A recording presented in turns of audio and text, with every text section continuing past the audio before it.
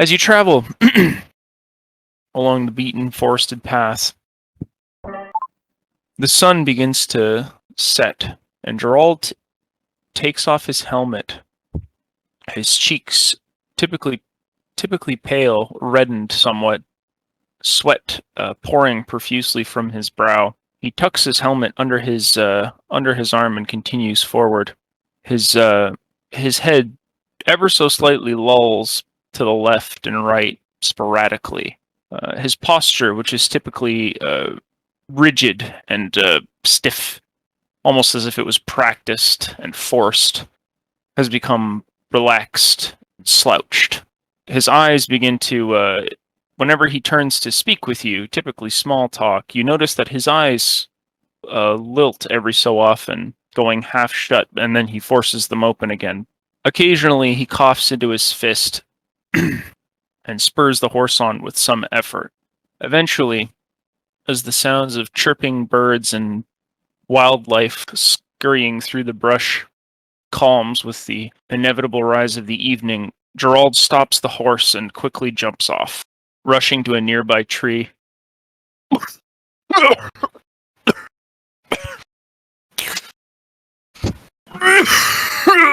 You can tell that he's holding in some sort of retch. He's making an awful lot of racket. Are you all right, Gerald? He holds a hand up to you and kind of shakes it, indicating that he wishes for you to give him a minute. Okay, I wait. Yep. You abide by his unspoken request, and you continue to wait. He continues to cough.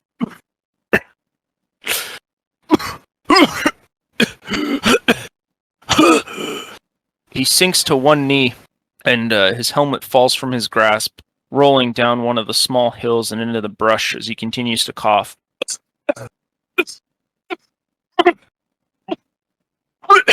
Give me a census check, Spoon. I would have called for a 10. What'd you get? Definitely higher than a 10. Okay. 19?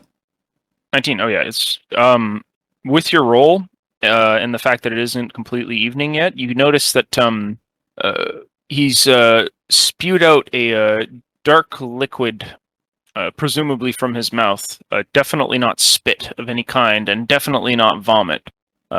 Blood, definitely blood. He's coughing up blood, and he, in a couple more bouts, he eventually falls forward onto his belly, his face turned out to the right.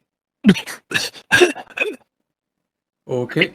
And he begins he begins to shudder and shake as if he's overcome by some sort of unknown condition. Yep, go ahead. You get off the horse. Yep, I would like to go over and see if I can, perform some form of first aid. Do you have first aid? I have 3. 3, okay. 3 in first aid. Give me 1 sec. I'm just going to see what your general level of competence is for this situation, and I will let you know. Let's see here. 1 sec. Okay. I know you have first aid, but I would call this a specialty check. However, I will allow you to roll to make the situation more palatable and less hazardous. I'm assuming that's what you wanted to do. Sure. Cool. Give me a first aid check, and I will let you know what you do. Give me a 10. It's absolute basic. 15? Yeah. Okay. Your rather rudimentary training in basic what would you call it? Basic aid of another human being has never stretched into this territory. This is typically the kind of thing that people would see an apothecary for.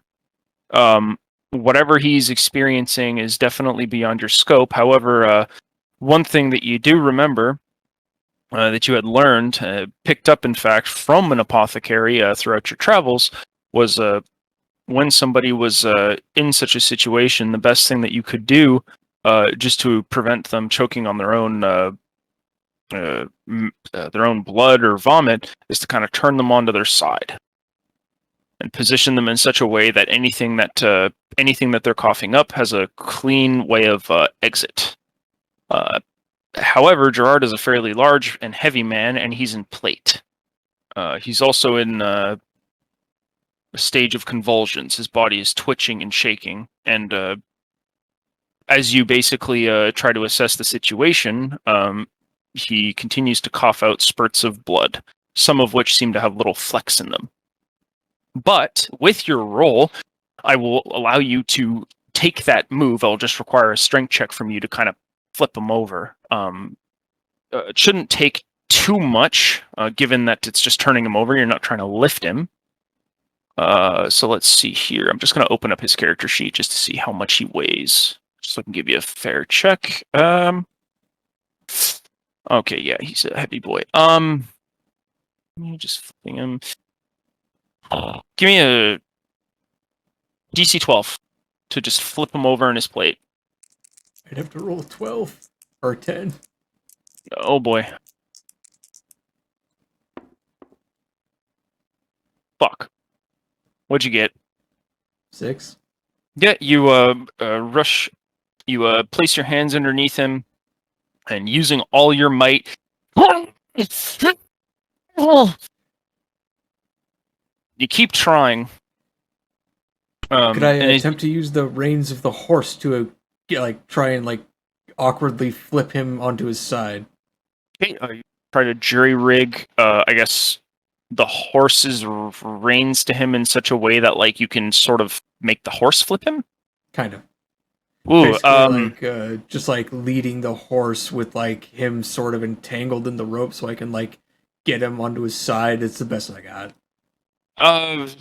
Yeah, you could give it a shot. You'd have to because he's thoroughly immobilized at the moment, coughing, in a stage of a coughing fit. Let's see here. I'm trying to think.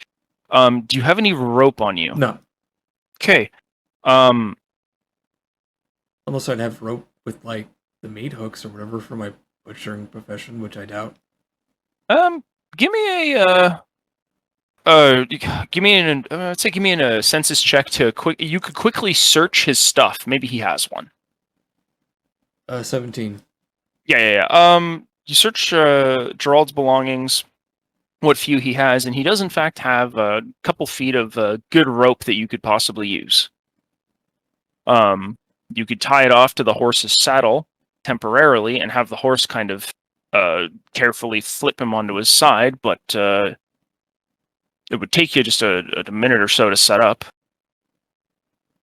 Yeah, okay. Do you have any, do you have cordage? No. You don't? Doesn't matter. Just roll, give me an agility check. Just get a, 12.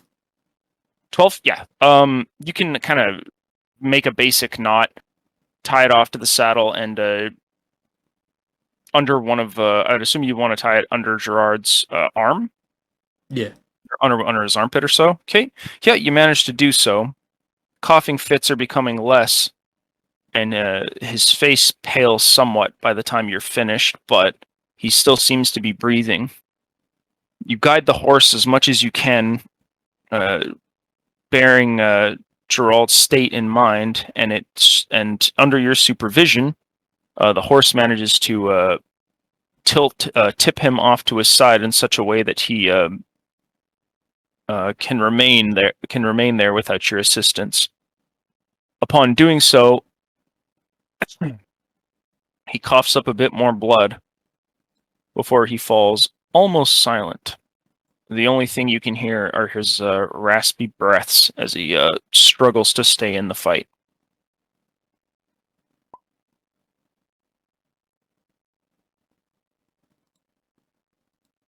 What do you wish to do, Spoon? Evening has... Excellent question. Yep, evening has not yet fallen upon you. It's still bright enough that you can see around you. So you're not incurring any penalties for nighttime or anything like that. You are in a... you are basically in a small forest off to the right in kind of the hilly terrain. approaching Covenall.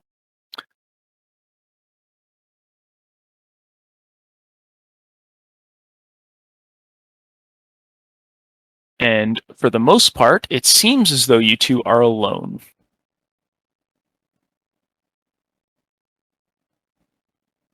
Yeah, my character doesn't have a lot he can really do here. Yep. Again, the trees are very. This is a very small section. It's usually fairly it's usually sparsely forested, but you're in a tiny section that has just enough for at least another couple minutes along the path. It's still somewhat dry, and it's not unusually hot. So that indicates that whatever he's going through is entirely with him. It's definitely a normal temperature for the day, at least as far as you can tell. So you're not excessively hot. Yeah. But that is your situation at the moment. If you have any questions, just I will give you what answers I can with what you know. You can still hear his breathing.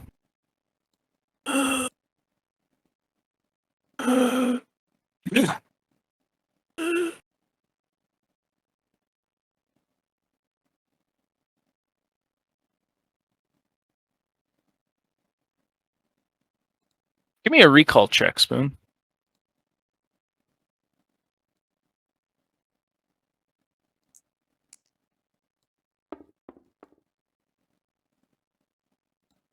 Okay. Did you break a 10? 15. Yeah. You recall that since you had left Drime, Gerald has been relatively normal. Occasionally he'd cough a little, but it was nothing too alarming. It was like a brief, like it almost sounded like he was clearing his throat. Nothing too serious. However, you did notice that even though his speech usually isn't usually isn't as consistent as most people. It's fairly ponderous. He speaks slowly and with a lot of pauses. It had been getting worse recently, and you can tell that his focus had seemed off. He would constantly forcefully blink his eyes as if to clear his vision, and he would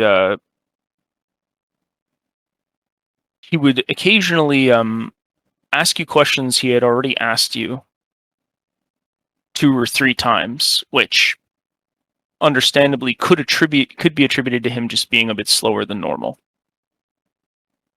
But seeing this, perhaps it was all buildup of whatever it is he seems to have caught.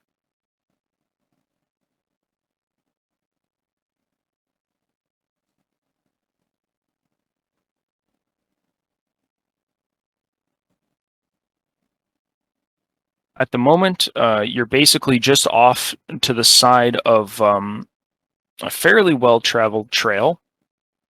You haven't seen anyone. You haven't seen anyone for at least a good 30 minutes, but occasionally farmers, traders, travelers, wanderers will pass you by and greet you. At least that's what had been happening as you traveled with Gerald.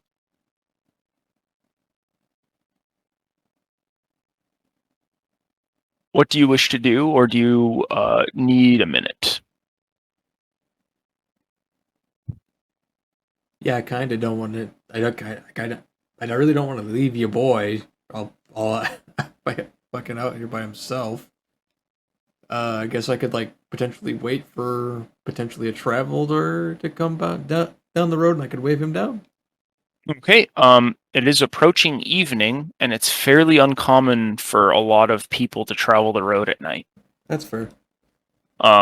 It's not nighttime yet, and it's not evening now, but typically the amount of time it would take to essentially get off the road and to Covenall or to Drime if they were coming from the opposite direction would be long enough that, they wouldn't get there before nighttime had befallen them. That said, it's a plan.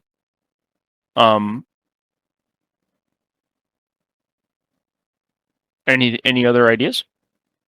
Well, I can't exactly lift him up onto the horse. Yep, strength is a bit of an issue. The horse can get him around, but yeah. Even if you took off all of his armor, he's a heavy guy.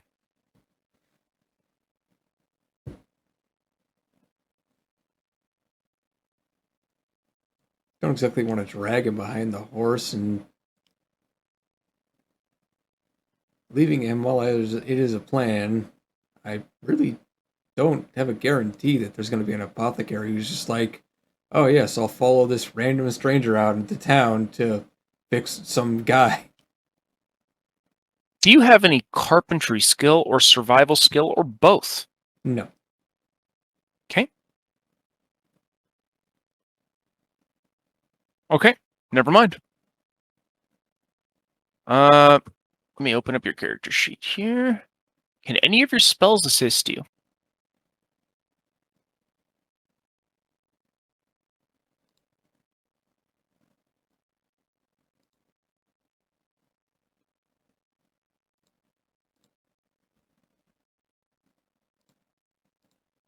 I'm gonna double check myself.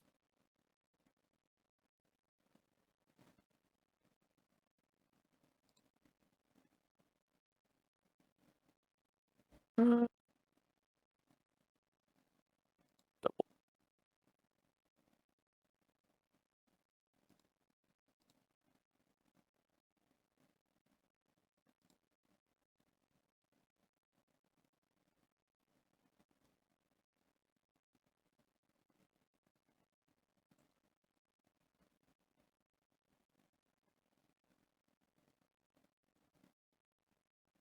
Unless I wanted like the state of mind that I would be fine in the next scene. Not really.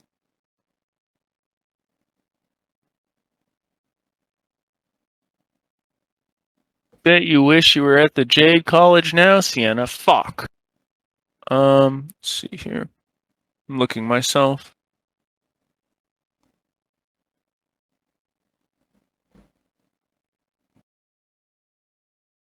Do you have any herbalism? No.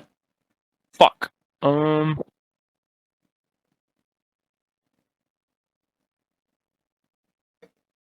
Damn. That's awkward.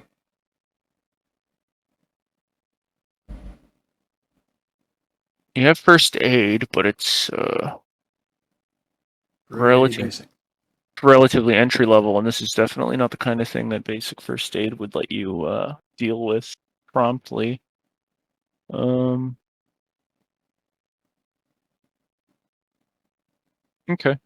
Well, you let me know what you want to do, Spoon.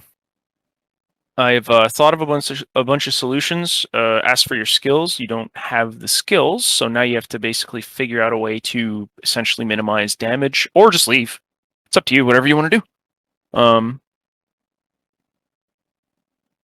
I mean, I'm gonna continue going with my general plan, which is like try and minimize the damage and maybe run into fucking Atticus. Okay. Understandable. So you're hoping that Atticus comes by in a timely fashion. Him or some other like hapless traveler. Sure. Oh, do I have a reserved one? Oh, that'd be such asshole shit. I'm not going to use it though. All right, I'm going to roll your luck die. Okay.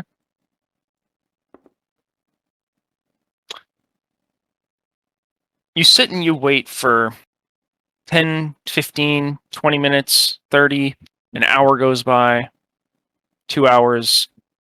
It's evening now. However, along the path, you hear familiar the familiar creak of old wooden wheels, and you see a set of lit torches in the distance with a small horse-like animal, possibly a mule or a donkey of sorts, pulling a cart, and what appears to be an elderly man sitting at the end, kind of anxiously looking around. He is about a couple minutes from your location.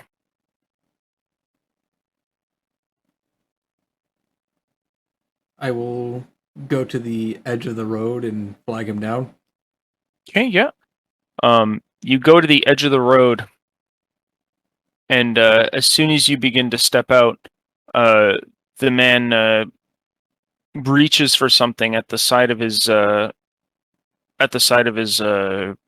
right leg, pulling up what looks to be a loaded crossbow. I don't try anything. I'll shoot him. I'll shoot him if the rest of you are nearby. I will. He points the crossbow at you. My character, in a panic, drops his walking stick, basically his quarterstaff. Hey, yep. You drop your quarterstaff, and he continues to hold the crossbow on you. Come out! This ain't happening again. I'll shoot him. I'll do it. Again? What are you speaking of? The old man pipes up, kind of looking around over his shoulder nervously before his head snaps back to look at you. I won't be fooled again. You won't take me for what I have this time. It's all I've got left, you heartless bastards. Who are you talking about? You know who I'm talking about. You brigand, you thug, you looter. His finger itches on the trigger and shakes. The crossbow itself isn't entirely steady, and it too trembles in his grasp. My character, in a bewilderment, looks down at himself and then back up. Do I look the sort to be a brigand? You look poor enough to be one.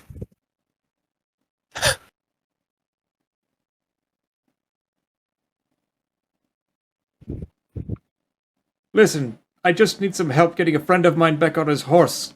He collapsed and he's rather hefty.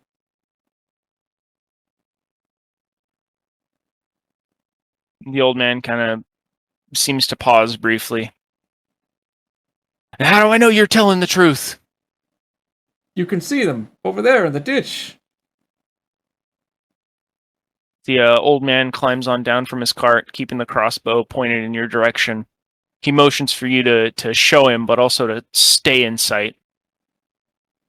I comply with his demands. Yep. You stay within his sight, and you lead the old man back to Gerald. He gives Gerald a bit of a look, and then he looks back at you. He doesn't look like you.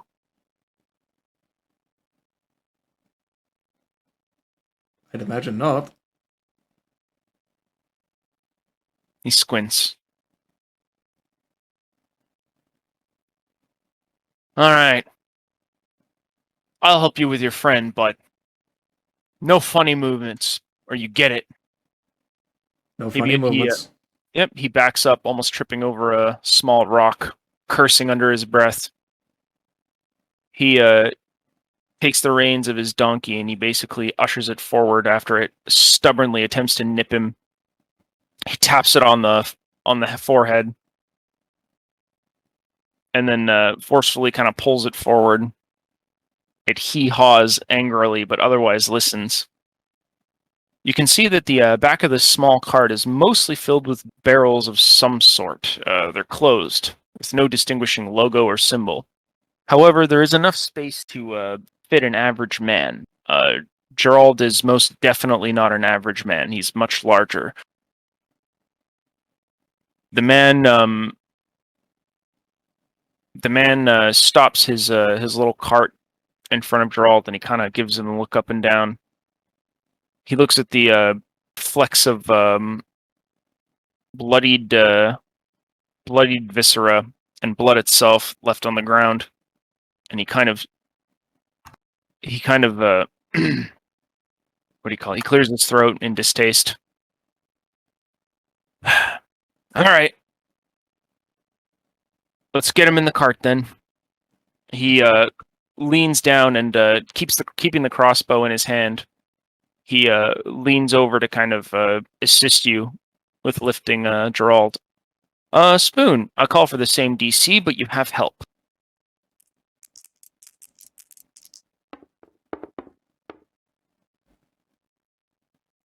Oh my god. Yep. Okay,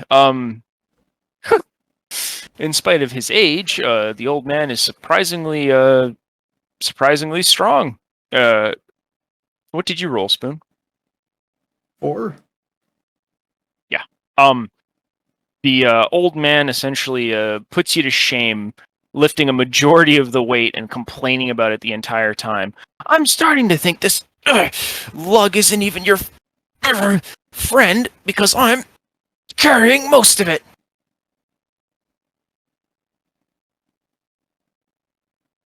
The crossbow still trembles in his hand much more than before. In fact, it's not even really on you at this point. It's just symbolism.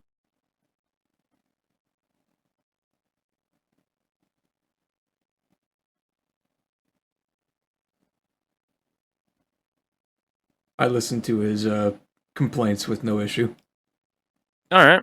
While obviously older, he doesn't seem to be scrawny. He's got a lean, cordy type of muscle, wiry, and clearly earned from hard labor of sorts. Likely explains how he's capable of lifting even a man like Gerard. Eventually, the both of you manage to pull Gerard up to the edge of the wagon and kind of leave him propped up against the wheel. The old man takes a couple breaths, still pointing the crossbow in your direction. So, what happened to him then? Where's the blood from? He started hacking up.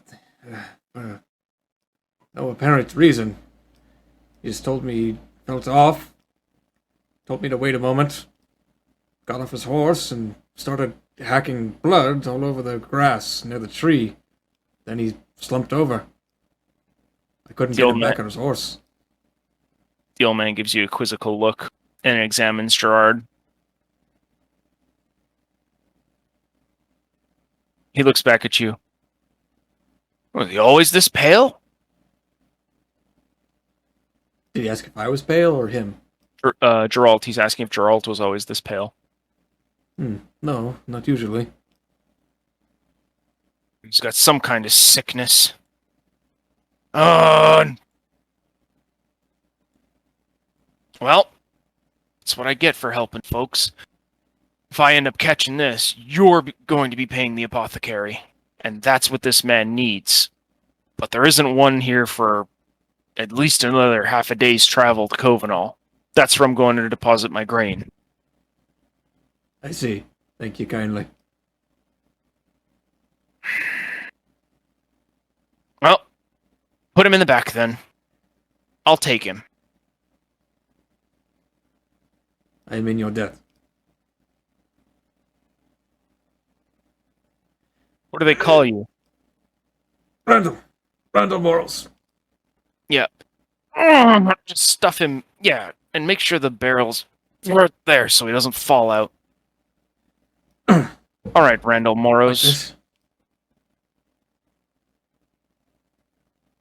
If I see you in Covenal or ever again, I'm gonna call on this debt. But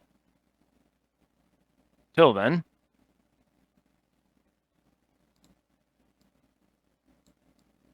bandits in these parts, Moros. So take care of yourself. If they didn't hear that racket your friend made, then there might not be any here. Can't imagine he went down quietly. You'd be right in that. Gives you a nod and he lowers the crossbow.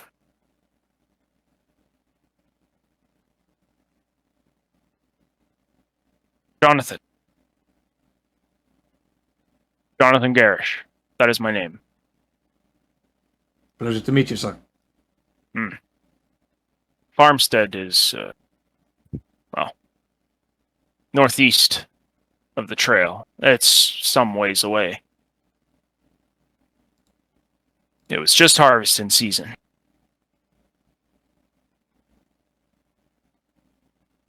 Anyway, I don't want to be out here any longer than I have to. As for you, Likewise. you can find your own way. For your friend, I'll leave him where I can. Hopefully the apothecary is, well, not too busy. He whips the mule on the back and the cart begins to slowly lurch forward as the stubborn beast reluctantly takes the farmer and the now much heavier Geralt load to the to Covenal. Spoon, did you load his helmet in with him? Sure. Okay. Thankfully, you remembered that he had dropped his helmet off to the side on the trail, and managed to kind of toss it in the back of the cart before the old man took off, leaving Geralt with, well, his most precious belongings. Anyway, his armor, his weapon, and his helmet.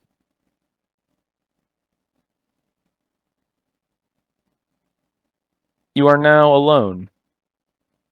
You have a horse, whatever Geralt has on his pack, and the hope that maybe Atticus will catch up soon. If Atticus is even alive. Maybe. What do you wish to do, Spoon? It's evening. Do you wish to continue forward, set up a camp, explore? Well, I suppose first we'll check on the horse. Yeah. The horse, for the most part, has been fairly well behaved. It hasn't given any signs of discomfort or grief, and for the most part, seems content. Do you have any husbandry? I don't think so. Hey, without husbandry, I cannot give you further details. The animal seems content. All right, ignorant of its actual mood or feelings or needs, my character is going to nonetheless attempt to placate it by like caressing its neck, as I'm assuming he's likely seen other people do in the past. Okay, so you basically pat it, give it a couple friendly pats, maybe brush its hair a little bit. You're basically petting it. Basically. Okay, yeah, doesn't seem to be bothered. The horse accepts your pats and grazes on some short bits of grass that are nearby. What little tends to be in this land, rather contentedly. Otherwise, it is quiet. The moon is only about halfway visible and slowly coming up. Evening is beginning to pass into night. Your belly rumbles. Damn, you're hungry. Good thing I still have some rations. That's right. All right. All right. You what kind of rations do you have, Spoon? It's just generic starter rations. God, all right. You break open your rations and, well, not surprised to see the ever popular staple of dried bread and, well, some jerky. It's not the most appetizing thing, but it'll do, and you are quite hungry. You begin to munch down on some bread, topping it off occasionally with a rough bite of jerky. After about 5 minutes of chewing, your jaw hurts like hell, and the just dry, unpleasant aftertaste lingers as you pack your gob. These just terribly dry foods. You take a sip of water from your flask and just relax a moment until you hear the heavy gallop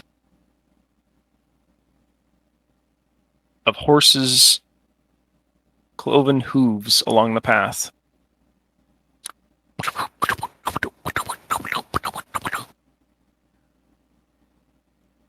It's getting dark, but not so dark that at a close range, someone couldn't see you.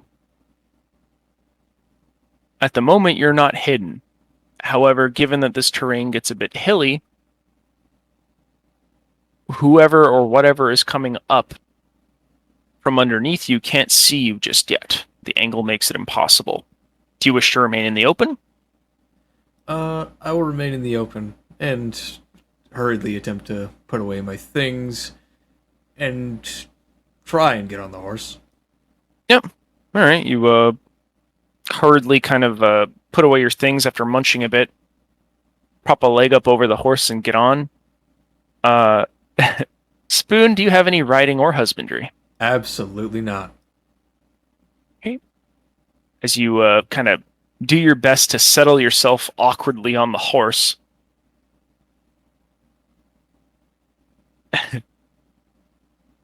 you hear, Debo. It has been some time since you had left Drime after the assassination of the man in white.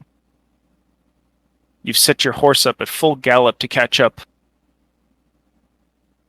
with Randall and Geralt, offering it very few breaks in between. However, faithfully and impressively, given it was a fairly bog-standard riding horse, it has carried you this entire way, earning a well-deserved rest as you reach a hilly path and end up seeing what looks like Randall and Geralt's horse in the distance, but Geralt is not there. I'm assuming you want to keep going forward, Debo, or do you wish to do anything else or approach in a different way?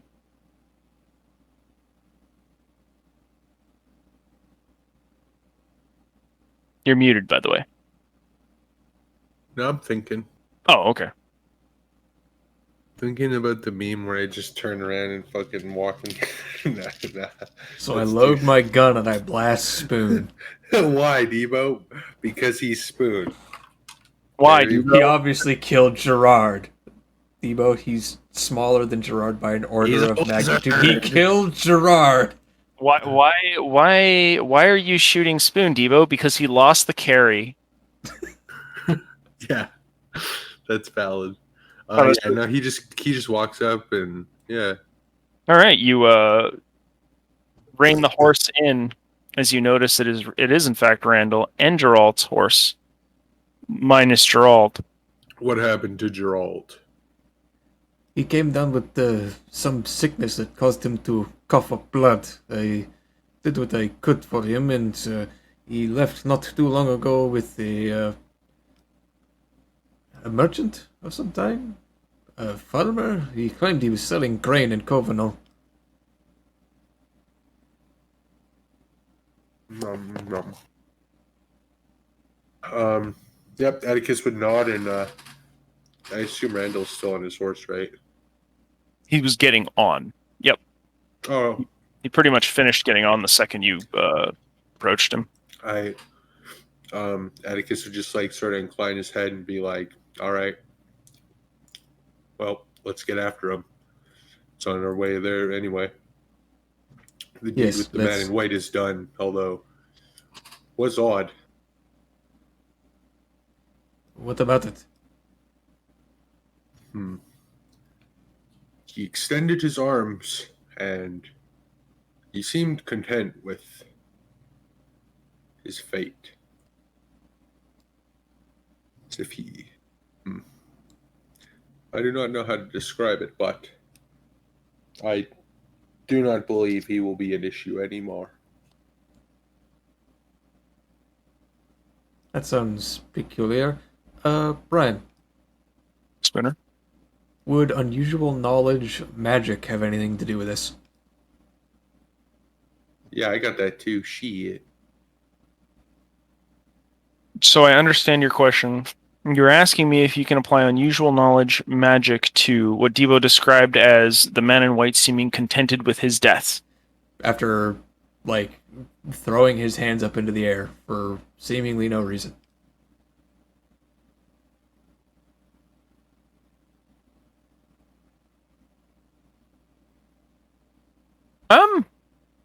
Yeah. Okay. I will let you apply that. Yo, Give can me I an do that shit? Because I saw it. Yeah, sure. You can both do it. Both of you give me actually no, you just get it. Um okay, yeah, because I remember if the talent's worded since you have it, I'm pretty sure I just tell you what you can guess based on that situation. You're essentially using your knowledge to try and draw a conclusion. Doesn't mean you're automatically right, but it can give you insight that you otherwise wouldn't think of. So, let's see. Ancient knowledge, unusual knowledge. Here we go. So you magic. It'd Yep. be a specialty check. It is a specialty check, yep. That's what that would be.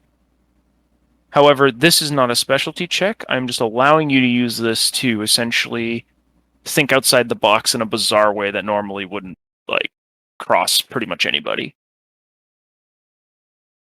Okay, here's what you can both sort of surmise.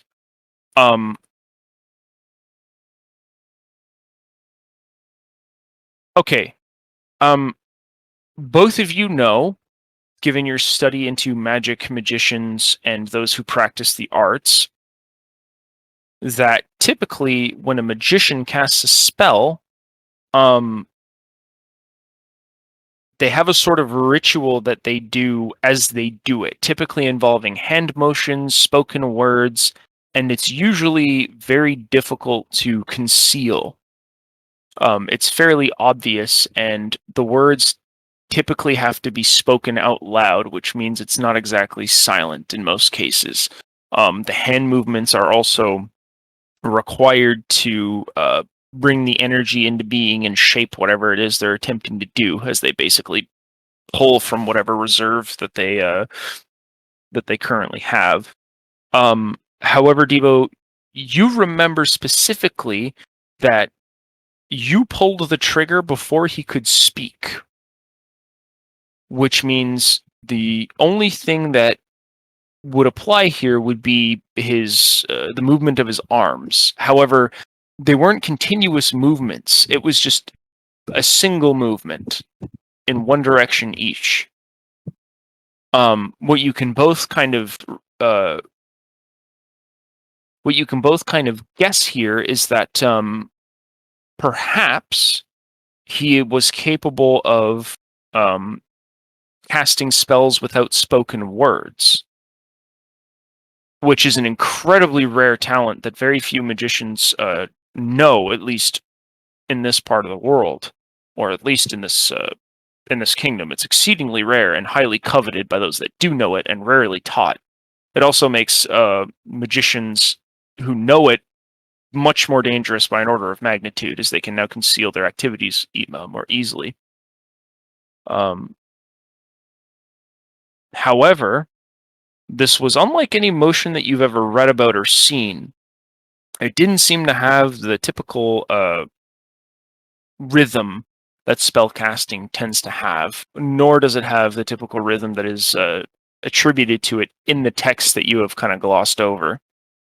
Nor does it have the obvious signs that you have seen yourself during your years of travel, and especially based on what you had seen Elias do and other far more heinous creatures. It's a possibility, but you're both guessing. The only other thing that you can think of, and this is again another educated guess or estimate, so it could not be reliable, is whatever spell or incantation he may have been casting, assuming that he could do it wordlessly, and assuming even if he could do it with limited or no hand motions, or very simple hand motions, is that whatever he may have been doing, or whatever he may have been casting, could have potentially required death. Those are the guesses I can give you, both of you. And what I'm going to treat this as is you guys brainstorming and pooling your knowledge, if that's cool. All right. All right. So role play it, gentlemen. dickheads. Fuck you, faggot. That is rather particular. I have rarely heard of such instances occurring naturally. Has anything ever given you the notion that he is capable of casting his foul sorceries while not moving his hands or without speaking? I am uncertain. I do know that whatever he must be capable of doing affected the Lord without his knowing, so. Interesting. Have you ever noticed a pattern with any of his witchcraft? A number of people, a particular gender, Nothing of the sort. a series Give me a- of words or actions? Give me a recall check, Devo. Okay. Swear to God, it's like the best skill in the game. What's the DC? Because I just beat it. 10. The huge tens, the huge I nines got after 10s. 29. Okay. Yeah, you recall a bunch of things. It seemed like when you had been witnessing him performing his magic in the fight with Franco, that whatever he had channeled seemed to at least be using his staff as a focus. Another thing you noticed is that when he had affected people, especially Franco's former friend and brother in arms, he had used spoken word to do so, or at the very least, that effect was somehow tied to his speech. The next thing that you know is that whatever other ability or spell he seemed to possess was somehow tied to the bells in Lakeshore, because at any point they were capable of gathering masses of people fairly consistently to receive whatever it was that he would essentially bestow upon them.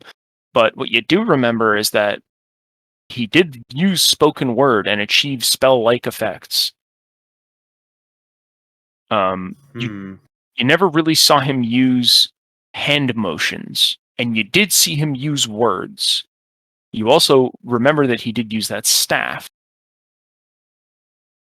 But that's a lot of factors. So that's what you can communicate to Spoon's character if you wish.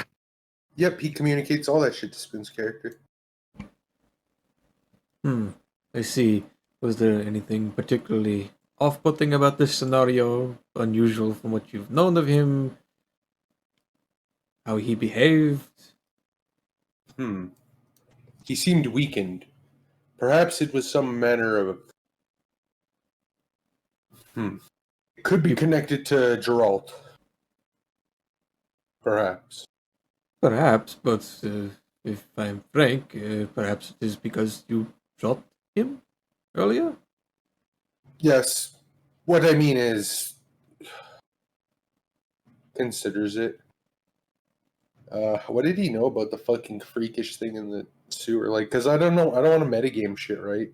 But it's my fucking thesis that Lamau, he just said, you can kill me, faggot, and then just body hopped or some shit. What my character knows about the thing, basically I think you gave me the rundown notes of it did weird things to Franco. Franco said that he saw weird shit and it was ugly as sin and told us to kill it. That's what I remember you telling me. And Franco was a man of few words, so I don't think I remember you getting much information out of him. If I remember correctly, Spoon, do you remember? I don't think you gave him too much. I remember I was trying to like roleplay out my character like being scatterbrained, like just like trying to describe the things that he saw. Like it was like there was a weirdly dressed man and an elf. If I could, shit like that, essentially. Like I saw the barn or like all the other dumb shit that was happening. Basically gave you a scattered play-by-play of the Oh original yeah, I sin. think he also like showed Gerard being there. Yeah, that's right. Okay. Debo told you the gist of the story at one point, then he would were to tell you that.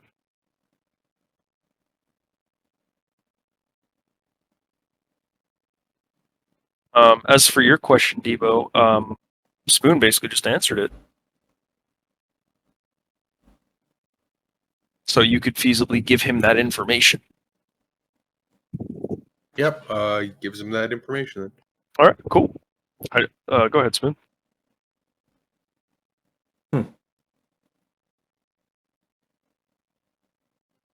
Well, I'm not exactly a particular expert in witcheries that require someone to be a great deal far away. As far as I know, Drod is still long gone. I know nothing of this creature that you supposedly fought in the bowels of Lakeshore. I do not either. Did I ever roll for figuring that out? I don't think I think I might have, but I don't fucking remember, dude. What are you asking if you rolled for? For shit on Malleus Bale, I don't think I could because it was too specific. It was not under unusual knowledge. It was a knowledge that you don't have. It's yeah, it would fall under an ancient knowledge specialty check.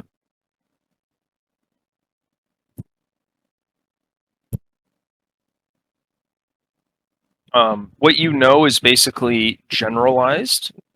That is very, very old and specific and hard to dig up. It's like Gonter Dim shit. You know what I mean?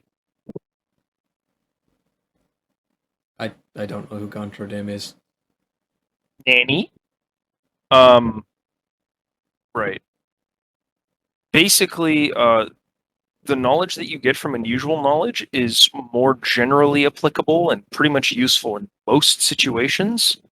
The knowledge you get from ancient knowledge is typically attributed to things that are very, very uncommon, like lost, forgotten, or otherwise like just almost lost to time. Like to dig this shit up requires excessive effort and usually would require resources or the right mentors, or it's basically the most prized knowledge. It's the most niche, basically. It's the least useful till you need it. The knowledge you guys have applies in most situations, but this is a situation where Debo would have needed ancient knowledge.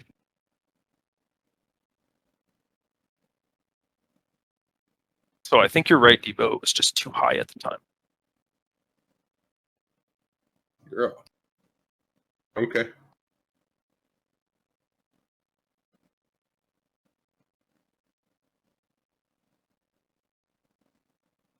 Sorry, Spoon. So based on the information you have now, you can continue unless you have another question.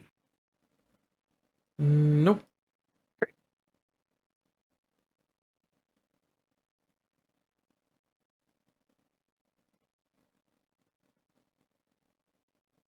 If I'm perfectly honest, I am stumped. I can think of very few things that a practitioner of such witcheries would do that would come at the cost of their own life. But I suppose it is a last gasp, though I've never known the priest of a peaceful religion to be so vengeful or vindictive, but perhaps it would not be the first time. I'm not a student of history. There is one thing that I will give you both, although Spoon, you more specifically, since your character is basically actively musing at the moment. There have been theories and research concentrated far, far south of the continent that a rumor there are certain darker rituals that more depraved and degenerate casters can use to essentially prolong their life through death for eternity. But it's a rumor. It hasn't been confirmed. confirmed. The book tends to hypothesize. It tends to basically begin theorizing about things like life after death, succumbing to sinister powers, soul pacts, or in some cases, darkhood or demonhood as an option. Okay. But this is exceptionally niche knowledge, and none of it has ever truly been confirmed, at least not on this continent. And if it has, it's not widely available. My character somewhat tries to lean on his staff as he's sitting on the horse. The only potential thing I can think of are a number of egregious rumors about dark post-death rituals that, well, frankly, unless we have anything that concerns life after death. Atticus, Yes. I've not queried about what is inside the book, but on the off chance, and I'm just guessing here, would it have anything to do with the dead? Yes, and that is why it must be kept far, far from that thing. Oh. Oh dear, that actually opens up a number of annoying possibilities. Devo, did Atticus at any point detail the destruction that book has wrought to Randall? Yeah, No. I'm pretty sure he did, didn't he? No, I don't think he did. That's why I'm asking. I think there were certain details you kept from him. Specifically, the trail of destruction currently being woven in Constantia, the massive amount of power that small fragment has, the theories Elias had about where it belongs. All of this shit is knowledge that could theoretically completely shift how Randall approaches the situation because he has the same knowledge you do about magic, and more specifically, at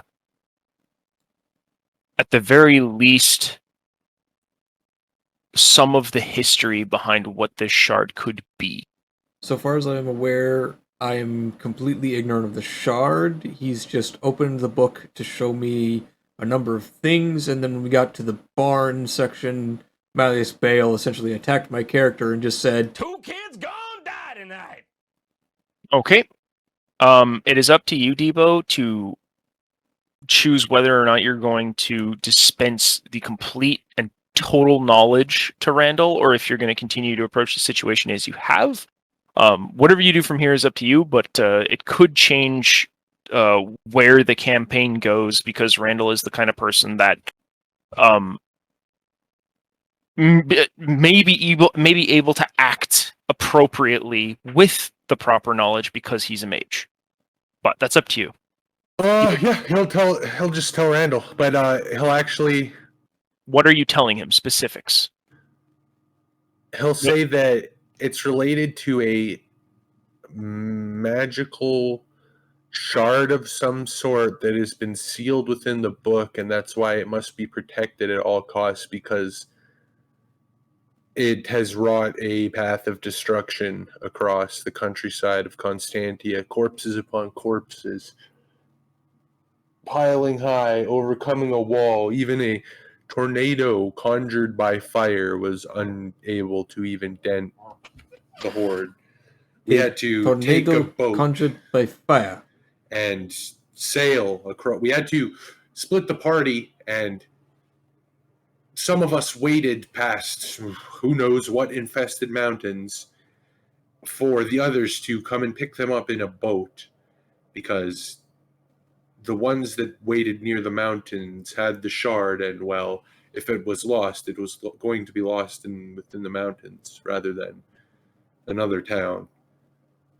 Well, from what Elias had done of the Who? book, don't the wizard that has run off and left us to deal with all of these issues. He theorized that this shard was but a piece of How many? 7, Brian? Was it 7? Was it 6? I don't fucking remember. I don't There believe was there no- was a detailed number. There was no detailed number, but one of many shards of a shattered old artifact from All right. One of many shattered shards of an artifact from days gone. And, well, the book, or so Elias professes, says that to find all of the shards and unite them would stop whatever evil power that they are spewing across the land. Now, I will let you consider these words while we ride after Geralt, because what did you say? He was coughing blood? Correct. That does not sound natural No. to me, especially not for a lad of Geralt's fortitude. And then he'd kick off and start heading on his way after fucking explaining shit, because time is a real concept, bro. Okay, I mean, you've only been chatting for maybe about 5-10 minutes or so. You can chat on the way. There's Yeah, nothing stopping he just wants to get on the move and go fucking find your boy, you know what I mean?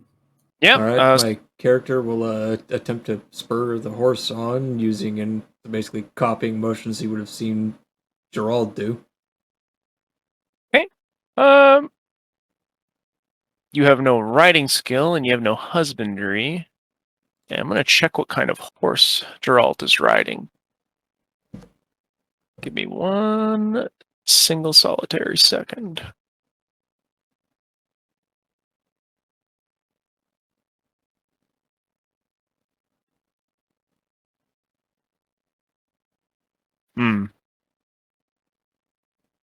Okay.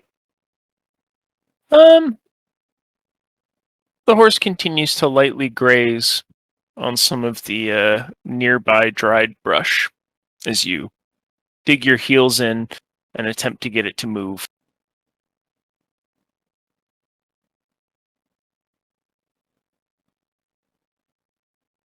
The horse doesn't want to go. Nope. It just seems to be. Can I roll husbandry? You can. What is your husbandry skill at? 2. 2? Yeah, sure. Shit. Just give me 10. Just basic. Yep. That's like a 7 plus 6 plus 2, 15. Yeah. Well, based on what you can deduce, the horse, while not overly temperamental, is kind of showing signs of slight irritation, and more importantly, it's obviously hungry and is currently eating. It obviously hasn't been fed yet. It is likely that Gerald basically fell ill close to the time he would have normally fed his horse, and well, hasn't been fed since. I assume he has food for the horse, like on the packs. Well, give me a sense check to quickly kind of rummage through the bags.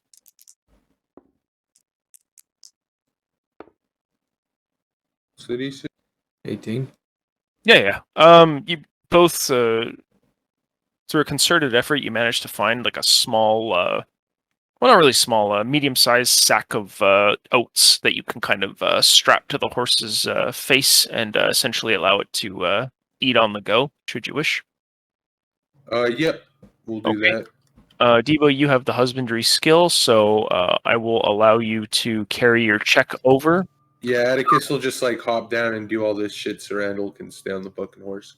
Yep, given that the horse seems to have been somewhat irritated, you're cautious as you approach it. You give it some soothing coos and gentle words as you kind of pat it and begin to slowly kind of wait for it to finish grazing on a nearby tiny patch so as not to anger it.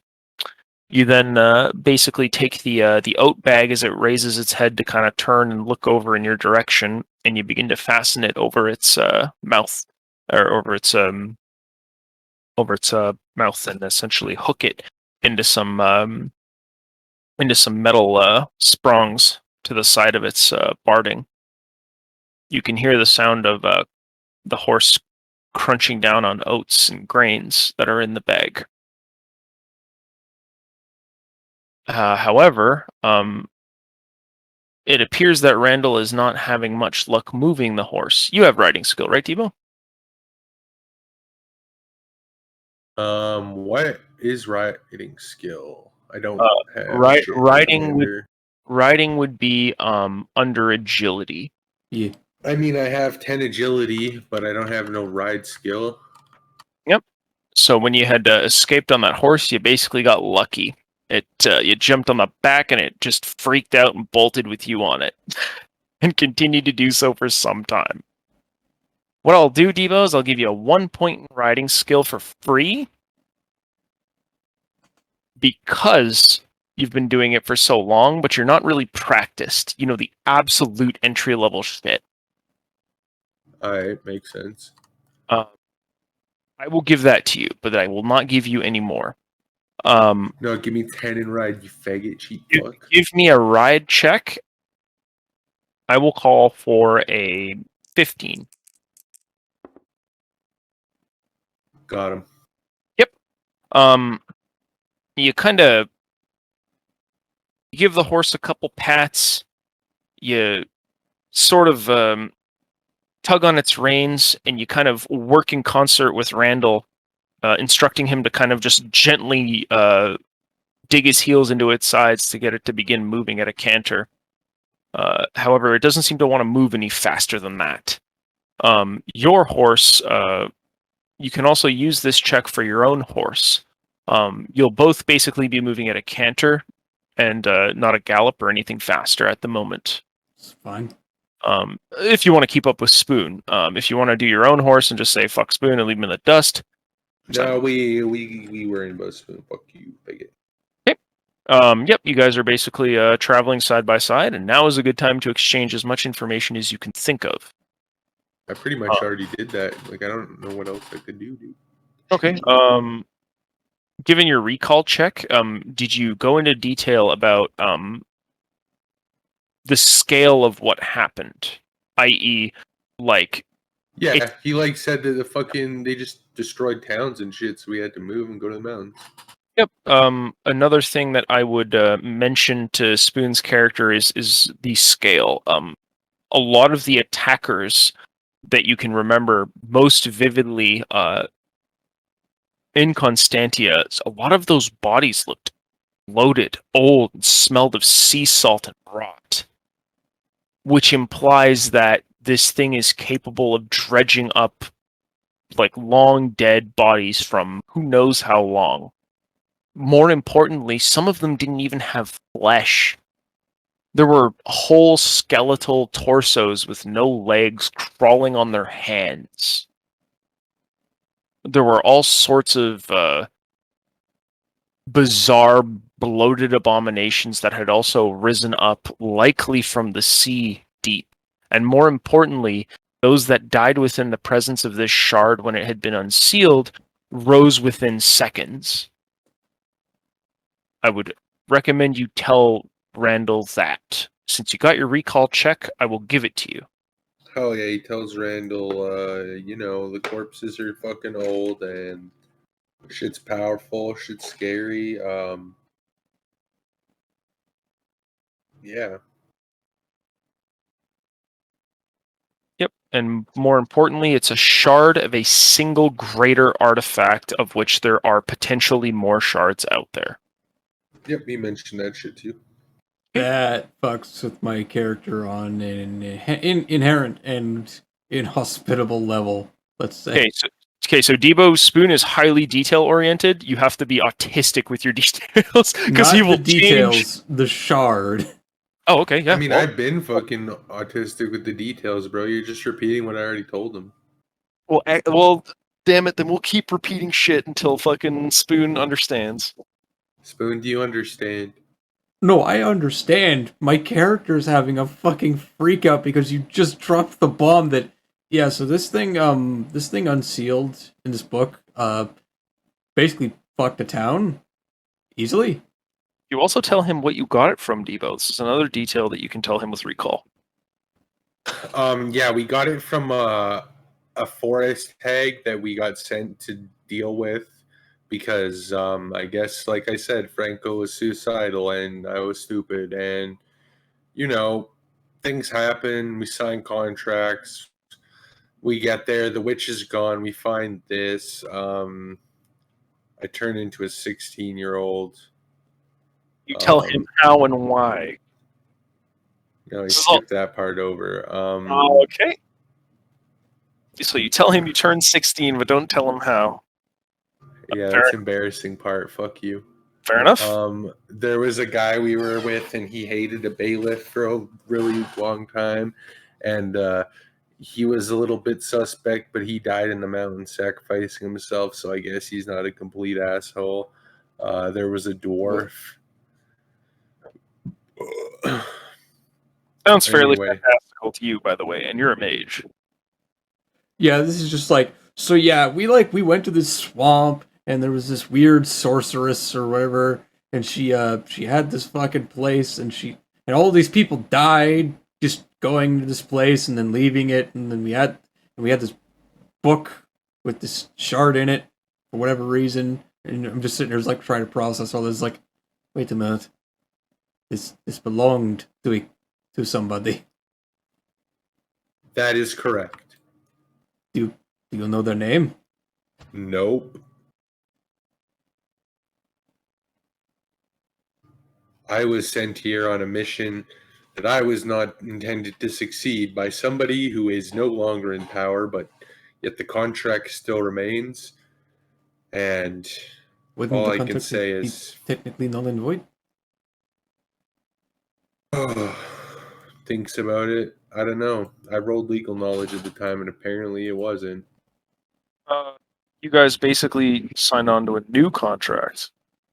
Yeah, the way he's Afterward. describing it is just like, yeah, we went there and then we came back, but the guy who gave that contract is fucked, but it's all So we had good to because we still sign have a that new contract. because the Lord who initially gave us a contract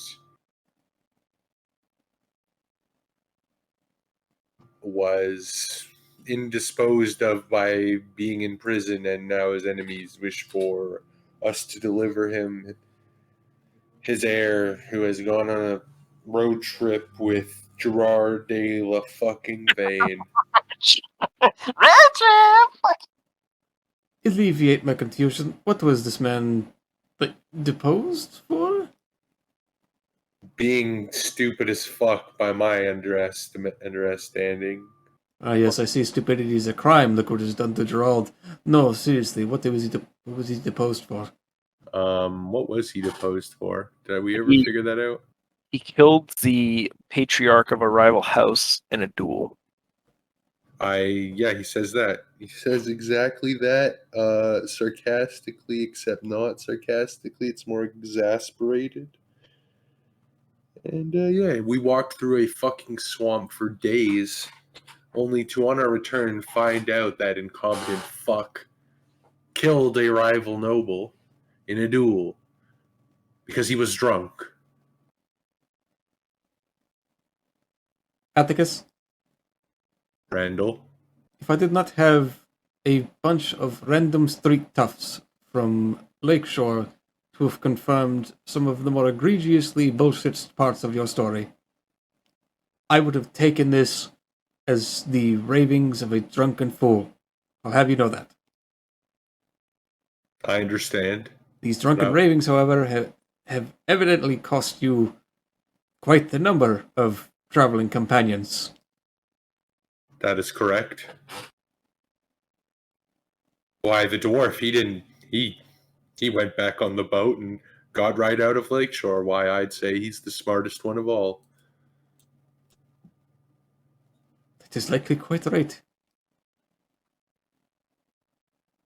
And if we were looking for one, I could likely find a nice place that's isolated and secluded from the world, and hopefully not infested by monsters, to just throw the book away and forget it ever existed. But I'm going to assume that that is not upon your purview. No, because of one simple thing. Whoever had this book originally, well, I imagine they would quite like it back. They likely did not anticipate Franco just picking it up and stowing it away. And well, if they are a magician, I'm sure they could locate it given enough time. That is the most curious thing about this encounter. You say that this witch turned you into a child, Yes. and you survived this encounter. Yes. Evo, How? roll a bluff check. Okay.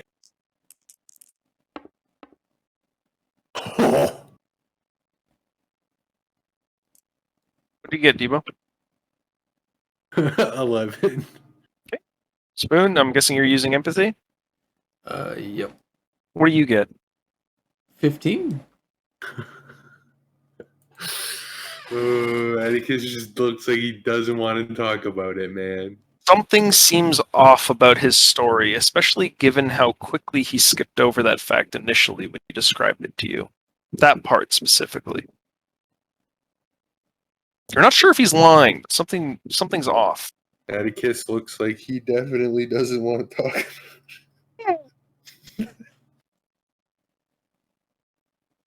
Right.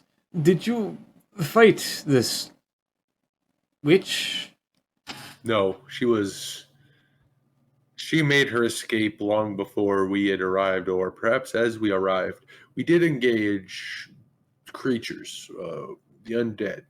So turning you into that child was some form of trap then? Yes. Curious. Is there anything else you can remember about these things that she would have had around her home? I imagine there was a number of idle curiosities if this Considers it person was keeping a city destroying shard in the middle of a swamp. it was exactly what you would imagine a witch's hut to be. I'm afraid my imagination is not quite as grandiose as you imagine. Odd objects of various usage, likely ritualistic materials, those sorts of things. You mentioned Debo. Any of Cauldron. Okay. Do you mention anything else? Not only the cauldron. Do you mention any of the creatures you encountered that weren't? Yeah, he mentioned that. Okay. Do you Oh, mention? which ones? The little The dagger hand babies, the yeah. Do you Oh mention? yeah. He mentions the dagger hand babies. There are these abominable things. They look like children, but they had blades upon their hands. Wait, you said this sorceress moved corpses. Where would she get the bodies of infants? Considers it? Perhaps the nearby town. We did not stay too long to have a chat on account of our traveling companion disliking the bailiff, just like this dog. He hates the fucking bailiff. You hate the bailiff? Yeah, you hate the bailiff?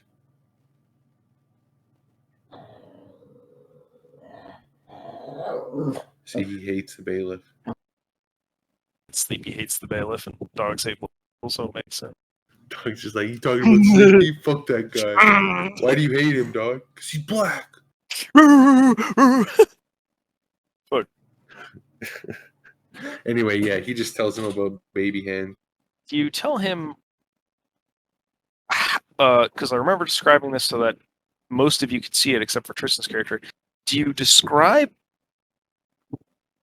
the situation that seemed to occur as to why the witch left? It's very like, do you describe how at one point in the encounter you had gone completely deaf out of fright and it became difficult to see, but something transpired in that instance that caused that witch to retreat as she did? Likely the only reason you even have this book. Sure. I didn't remember that part, but yeah.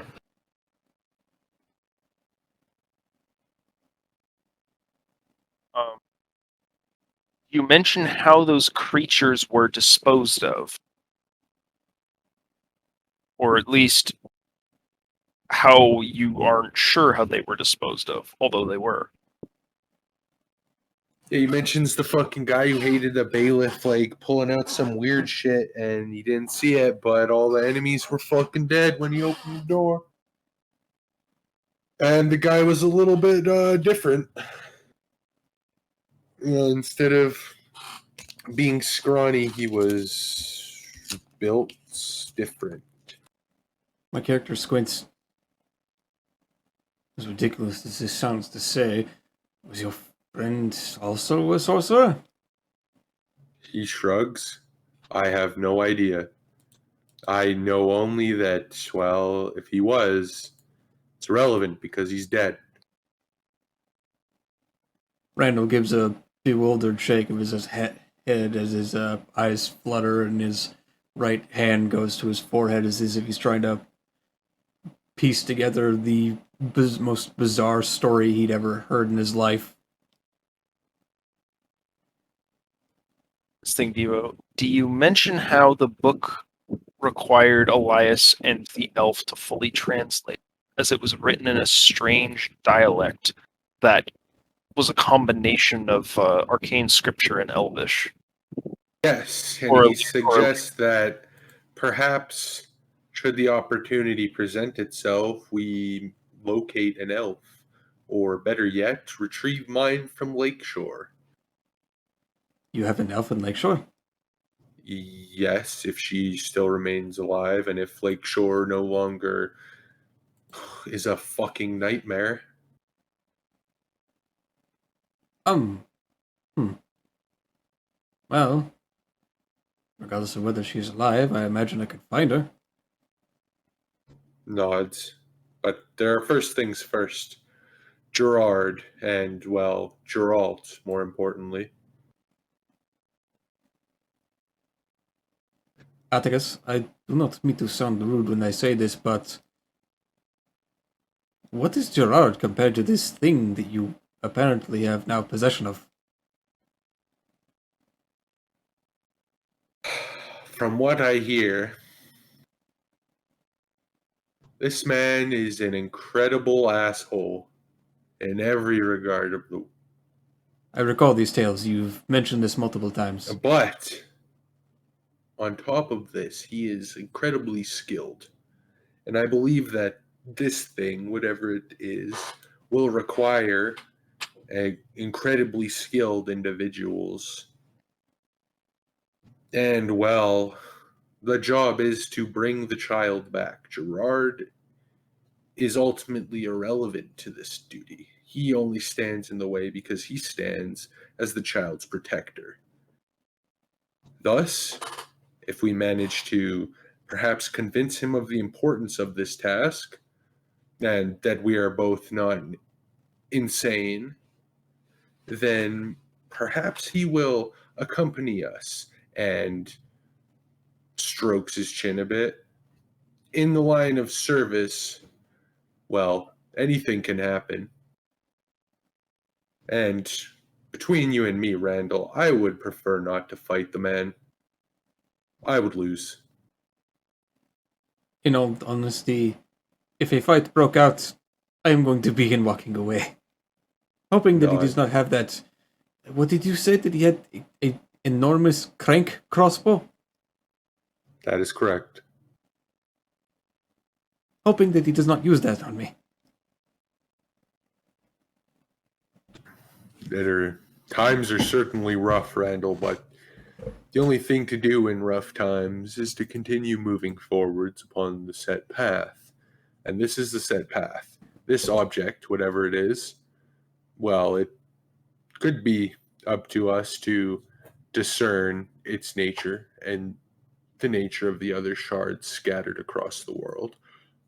But we do not have the resources on our own.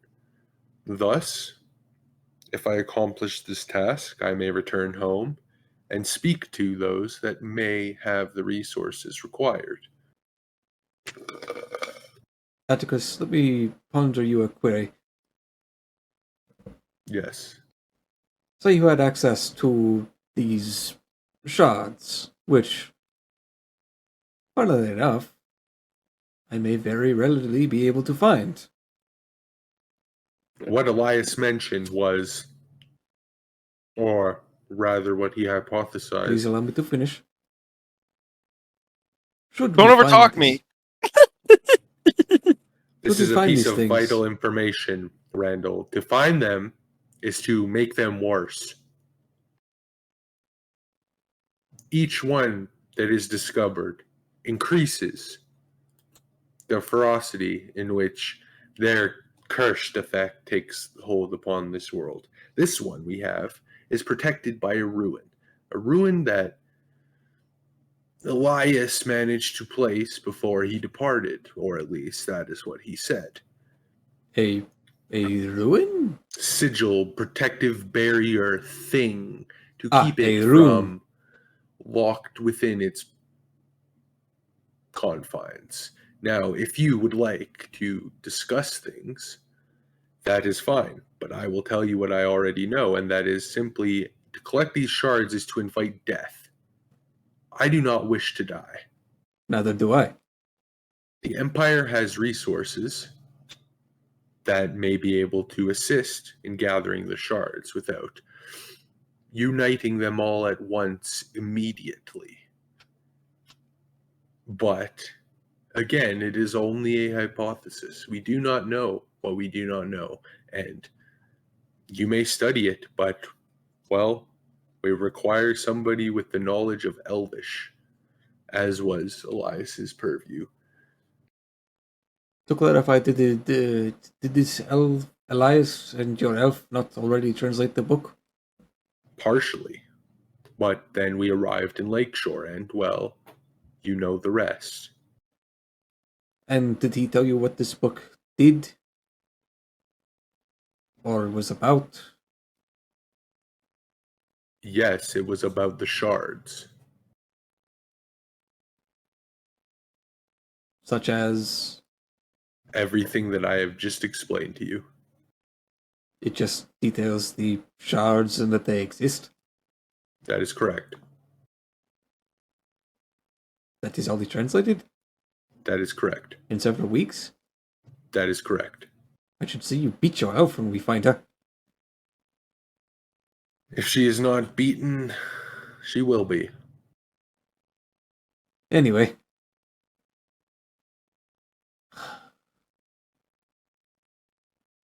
I should have stayed at Macedonia.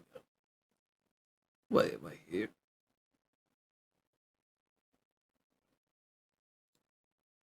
During the travel to Kovanal,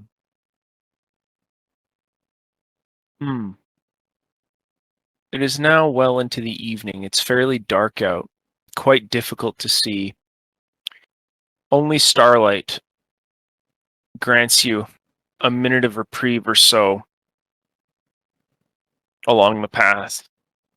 And the hilly terrain and sparse bits of brush and what little trees remain nearby provide little in the way of cover. However, given that it's pitch black,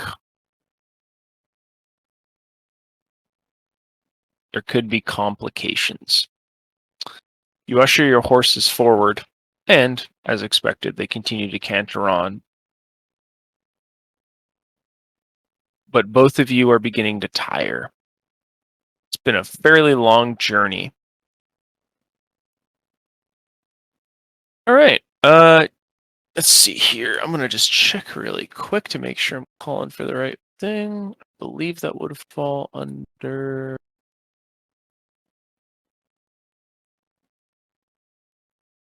Is it feats to stay awake? Ah, it's health. Yeah, give me a health check. Give me a 10. 9. Okay.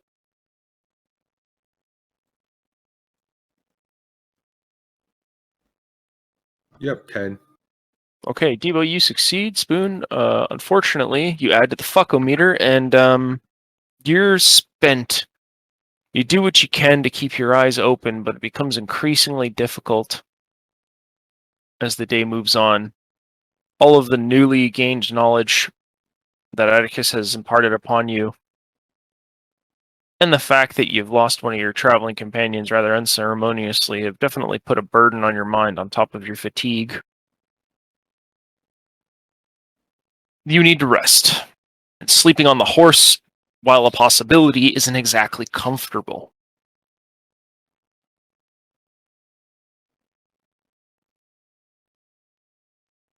What do you wish to do, Spoon?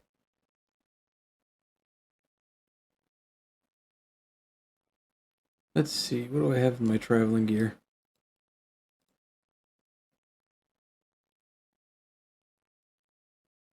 Tend to the bedroll. Okay. You begin to hear several high-pitched,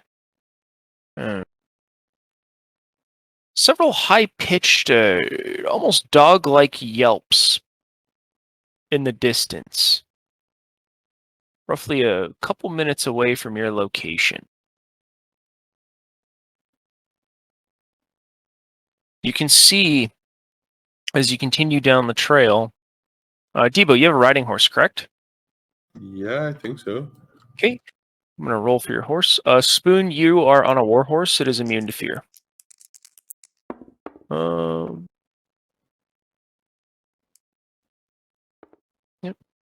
Yep. Debo, your horse begins to begins to shuffle and become nervous. It begins to rear up lightly and neighs. It's becoming incredibly difficult to control. You have husbandry. Yep, I do. Yeah, give me a 15 to get your horse under control.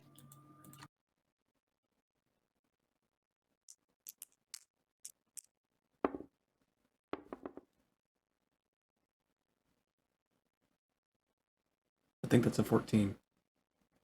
Yeah, it's a fail. Damn. You do your best to calm your horse. Shh. Whoa, whoa! You give it a couple pats and you try to stabilize as best you can. The horse continues to become agitated as whatever is nearby has put it completely on edge. Out of the darkness, you can start to see several sets of kind of reddish, not really glowing, but several yellowish wolf-like eyes begin to peek out from the darkness, rising up over one of the hills and coming out through the brush. Debo, your horse is attempting to throw you off. Give me an acrobatics check. Give me a 10 to land safely.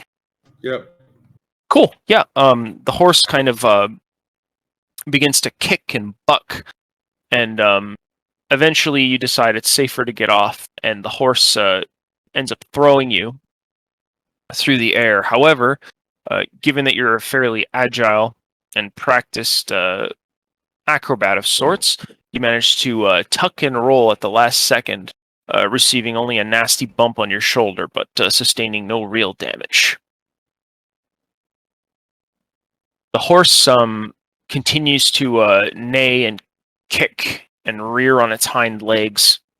However, the horse that Randall currently sits on seems far more calm and instead tends to stand its ground and stomp its legs in a challenging fashion.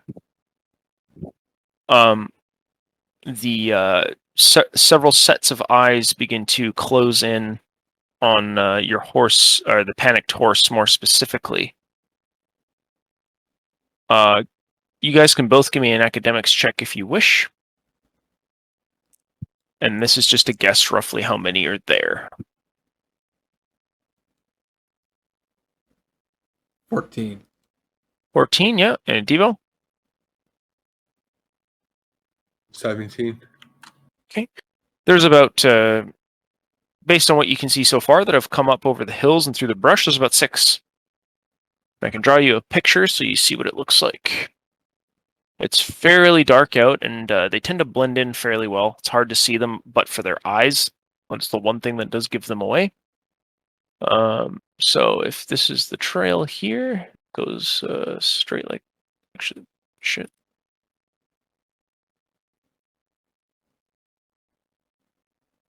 Okay. This is the trail. Draw them in.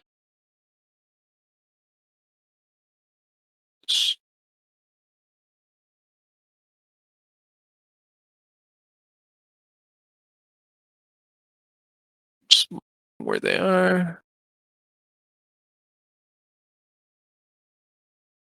Okay, so those are their positions. And you guys, it would be Atticus about there, Randall about here. Okay, this is the situation. I'll remind you that it's dark out with only some starlight and the aforementioned wolfish eyes to kind of guide you here.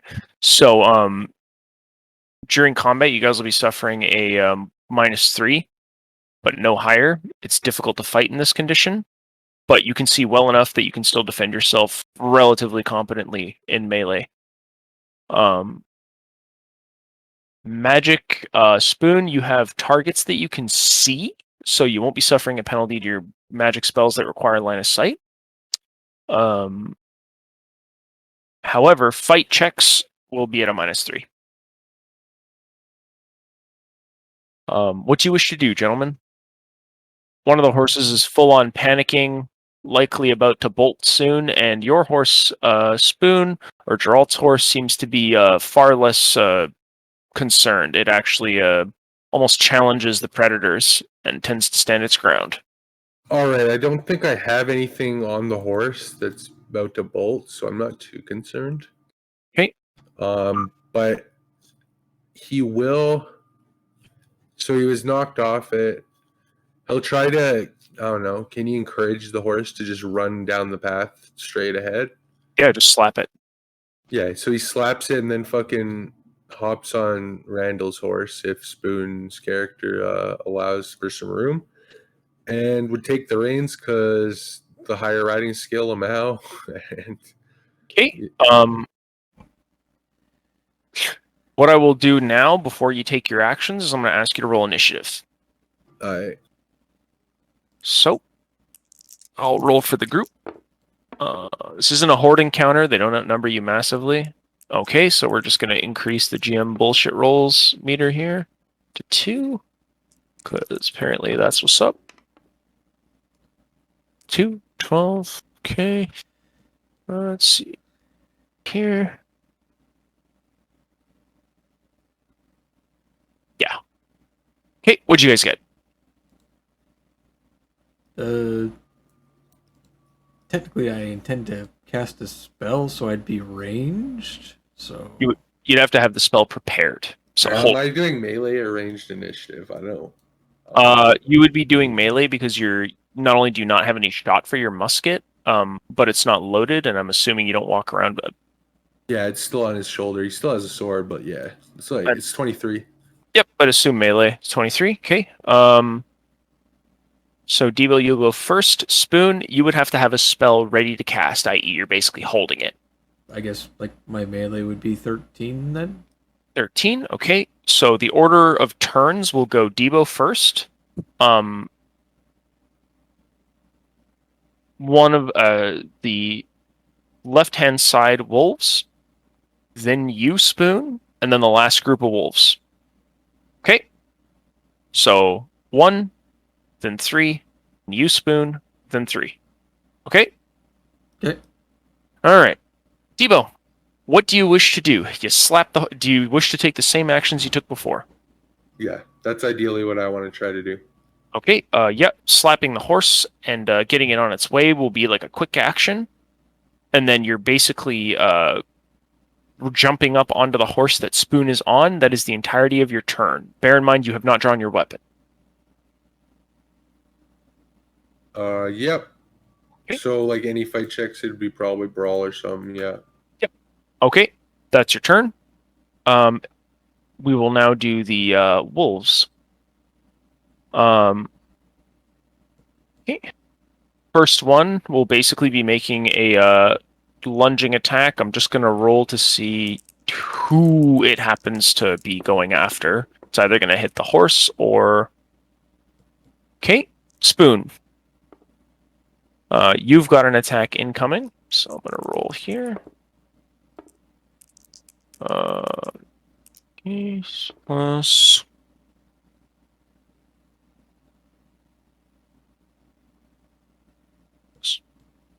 Yeah, beat a 10.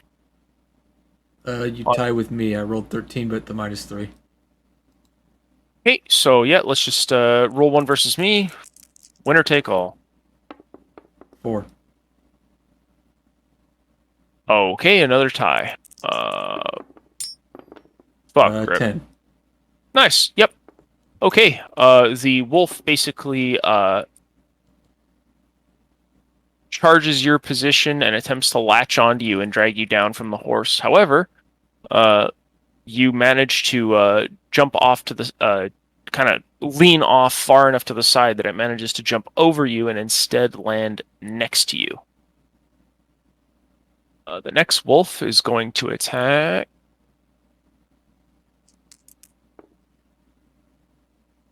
The horse.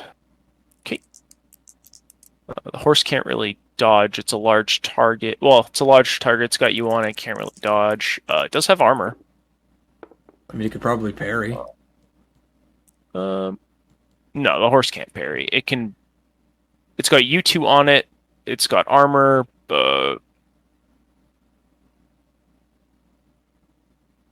Yeah, it's not really. Yeah, it's basically its only response is an attack if the wolf is still in range after. Okay. Rolls an 8. Yeah. However, it is wearing armor. The wolf basically charges in on the warhorse and manages to manages to snag some of the chain barding hanging off of it, dealing no damage but latching on nonetheless onto the horse. The wolf is basically being dragged, or is basically hanging off the side as it attempts to leverage its weight and pull the horse down to the best of its ability. However, the horse is both heavy and armored. It hasn't taken any damage.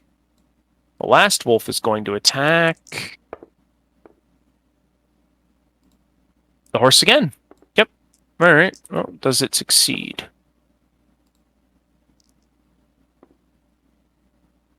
Yep.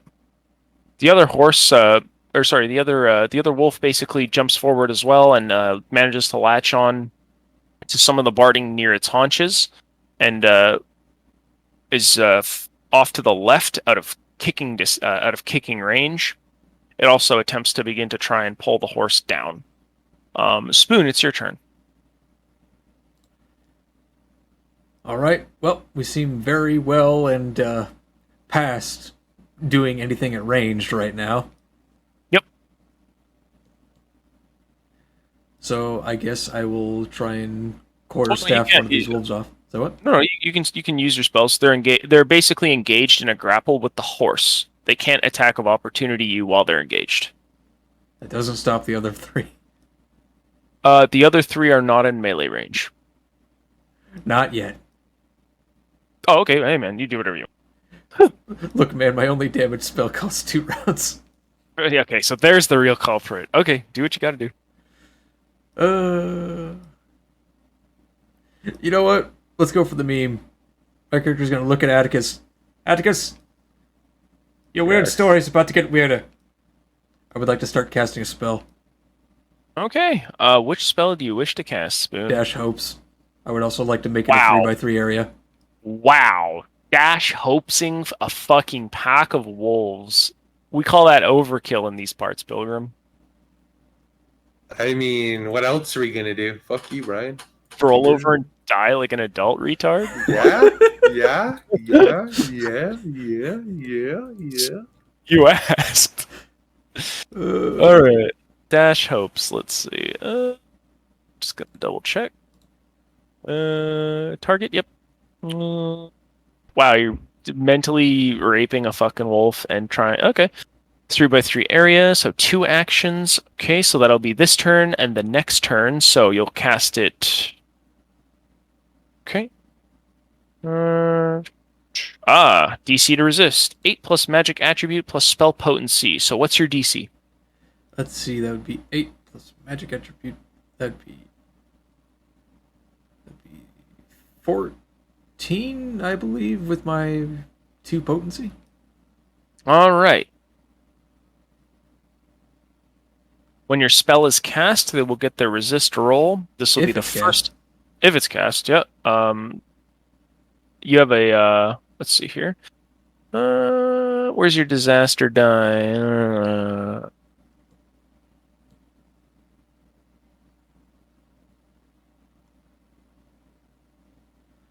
Give me 1 sec here. All right, Spoon. Roll a 1d10 off to the side. Hope you don't get a 1. Your spell is cast without a hitch. Okay. Well, you begin casting your spell without a hitch, rather. So when it completes, nothing bad happens. Fuck you. I need another barn scenario. Yeah. Okay. Yep. You begin casting your spell. To you, to Atticus, this basically takes the form of some rather harmonious and otherworldly chanting that echoes unnaturally in your ears.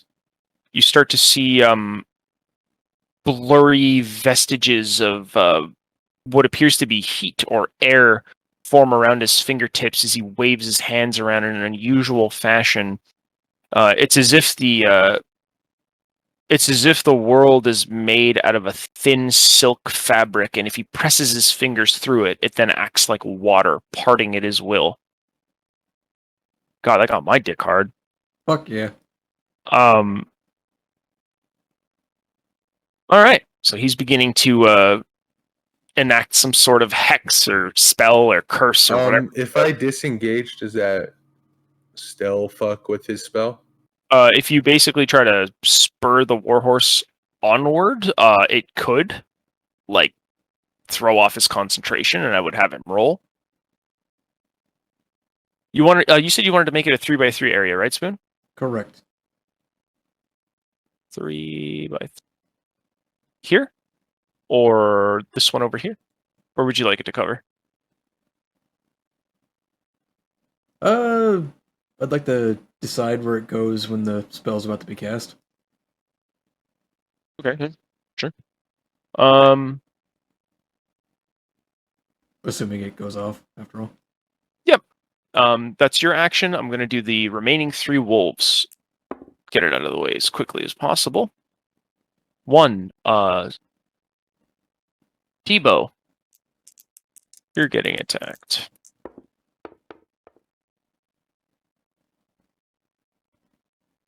And do I just do block or parry?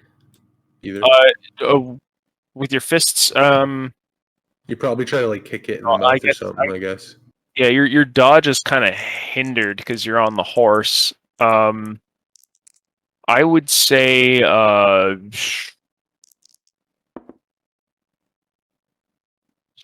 mean, yeah, I guess like I'll let you parry as an interception. You're basically trying to prevent it from grappling you, but it'll be within biting range.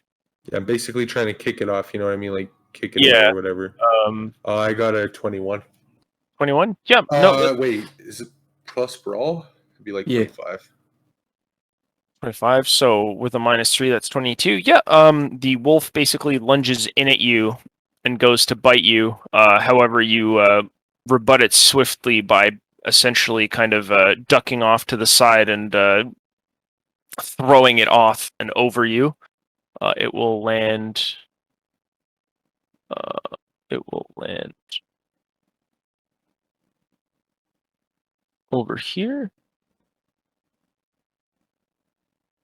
Okay, so 1 attack successfully dodged.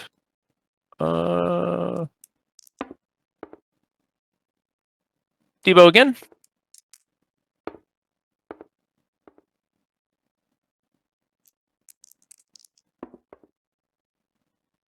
Okay. Speed of 13. Yep. Cool. Yeah. Another wolf attempts to attack you, and much like before, you end up redirecting the momentum of its charge so it lands nearby, but otherwise doesn't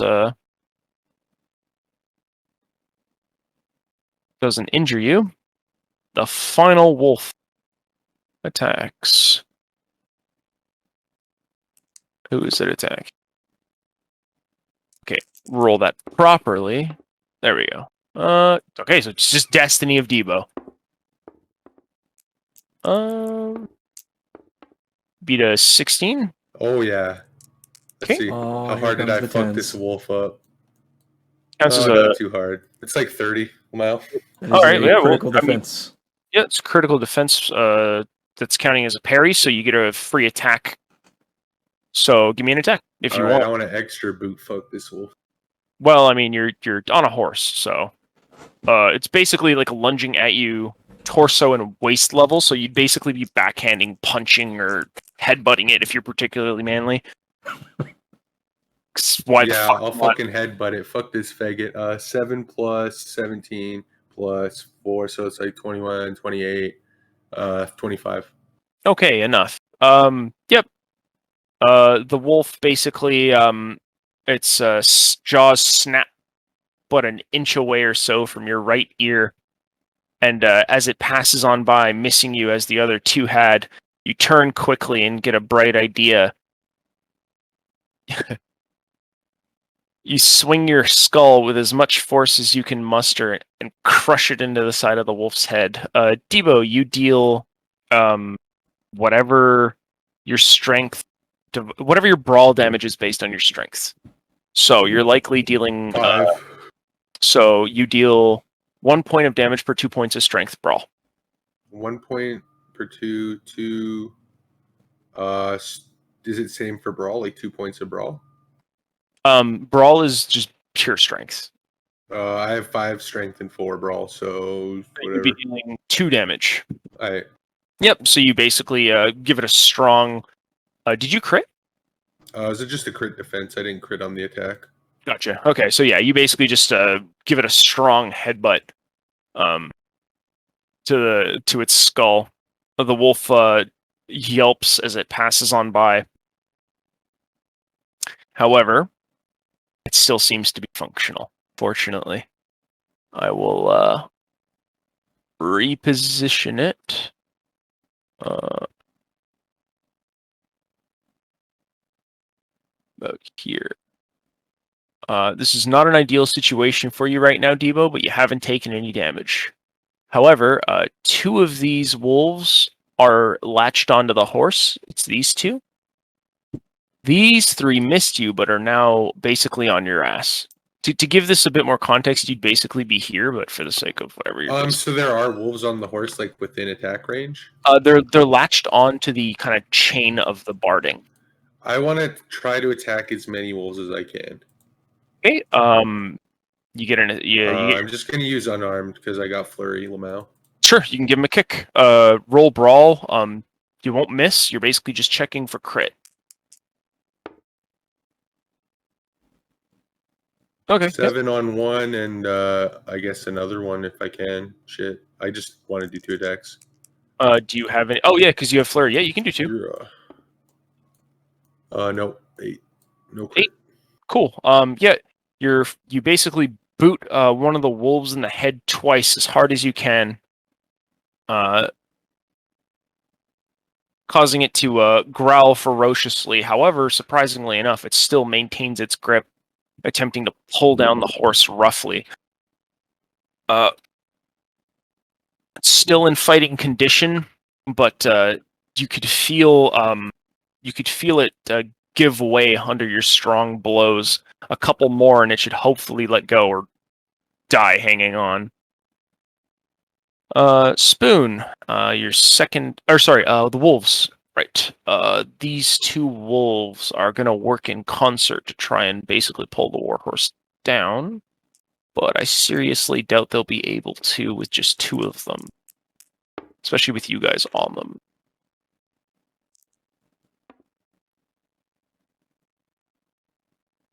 No. The two wolves still latched onto the barding, try futilely to pull the horse down onto the ground, but its weight plus its armor and you two on it make this a daunting task for just the two of them. Spoon, your turn.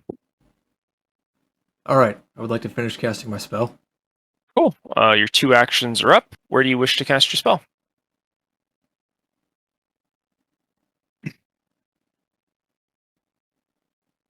Right about that way. That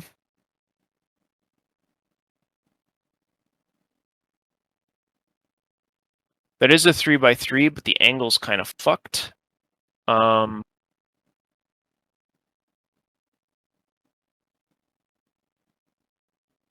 Fuck it. I'll allow it.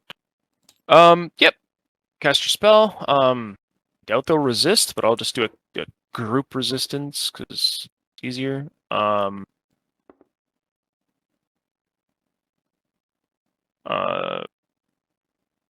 Your DC is greater than 11, right? My DC is, I believe, 14. Cool. Your spell succeeds. What are the consequences for these poor, hungry, innocent animals? 6 wounds incoming, and they have to roll to save against stun. If they're not dead.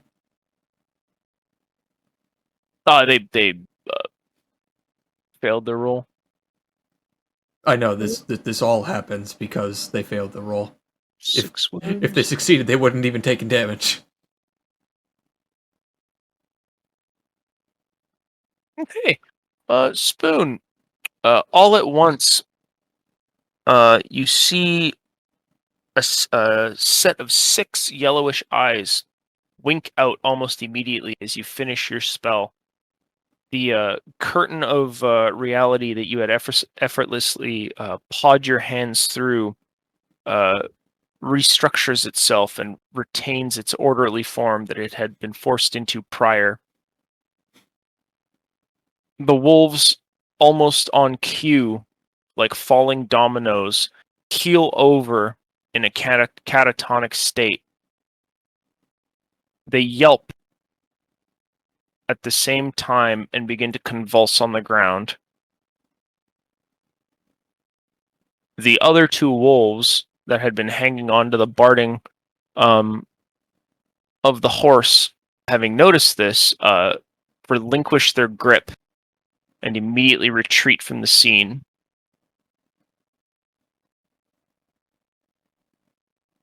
Yeah, my character, he just sort of accepts this as being a thing that happens, because fuck it, bro, it's better than being dead. Fuck it, Yep. Another mage. Why not? Yeah, why not? Fuck it. There's already been 2. Fuck it. Why not another one? Fuck it. Fuck it. Fuck it. Fuck it. Fuck it. Fuck it. That's my character's thought process. Yeah, I mean, to you, it looks like this dude basically instant killed them. Yeah, like he's just like, okay, well, that helped, I guess. Shit. All right, what do you guys do now? Your horse seems to be calming down and becoming further from its irritated state. However, it's not really a surprise it acted the way it did, given that it is a war horse and they tend to be trained differently. Yeah, just pat him or do whatever, soothe him, and just sort of accept. Wait. The wolves are dead, right? The trees behind it are like convulsing.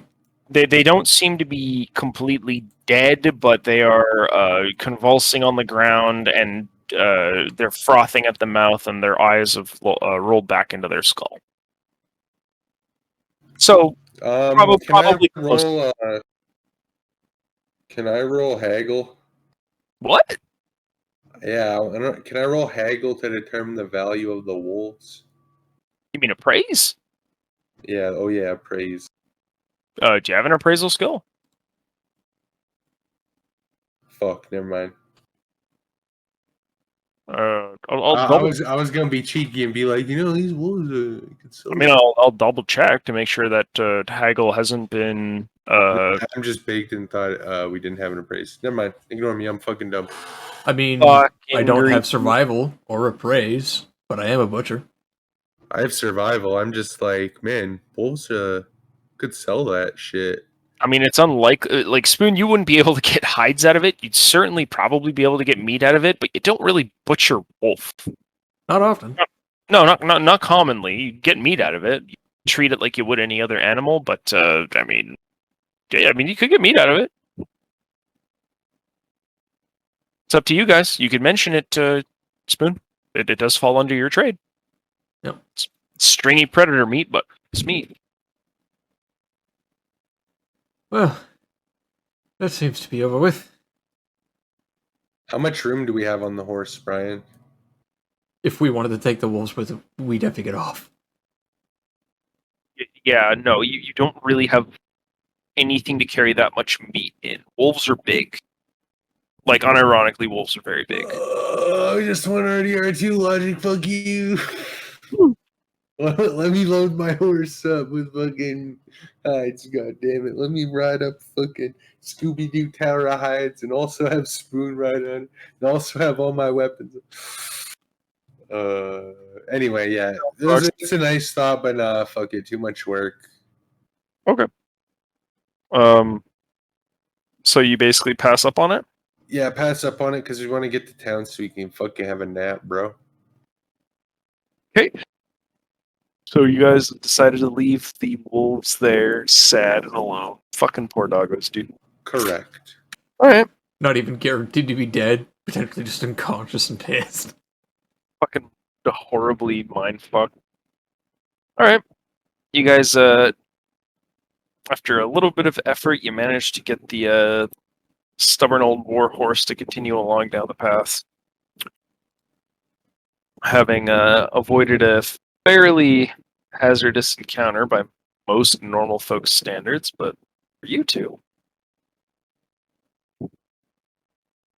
Along the way, you'll pass a series of farmers and traders, all basically ending off their journey and seeking entry into the city far past normal hours, but likely being able to squeeze through, village as you approach the gates. There's a couple carts left being examined by the guards, and more importantly, rather bookish-looking fellow with a small handful of parchment in his hand, an ink quill, and a rather fancy hat with a feather sticking out of it, a green feather. He's relatively short with a mustache, stubble, chubby cheeks, green eyes, and a rather crooked nose. He is inspecting one of the carts off to the right that seems to be loaded with, what appears to be milk. As you approach with your horse, he waves you on into the line. Can I ask him some shit? Is it okay? Never mind. I'll just wait for him to talk. Fuck it. Yeah, he looks you up and down, giving you a bit of a quizzical look as he furrows his brow, but otherwise waves you into the line with the rest of the merchants that remain. There are two people ahead of you. This is basically the last of the nightly caravans that are coming in. By caravans, I mean a few small farmers and one merchant.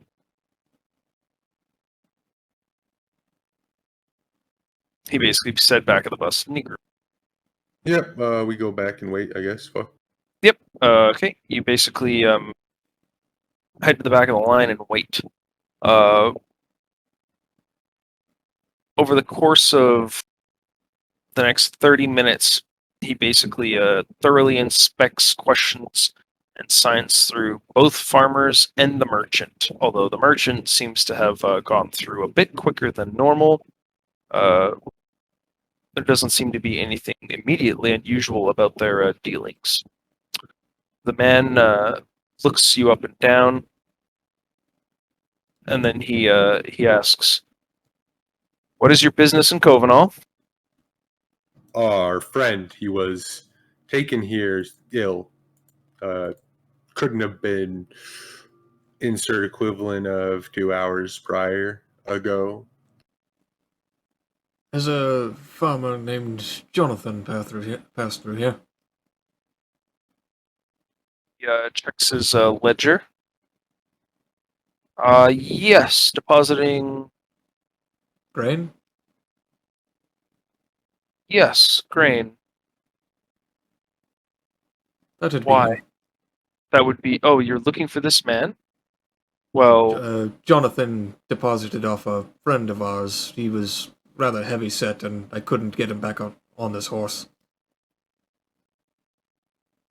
so it's safe to say that you're here for business then. Of a sort. Very well.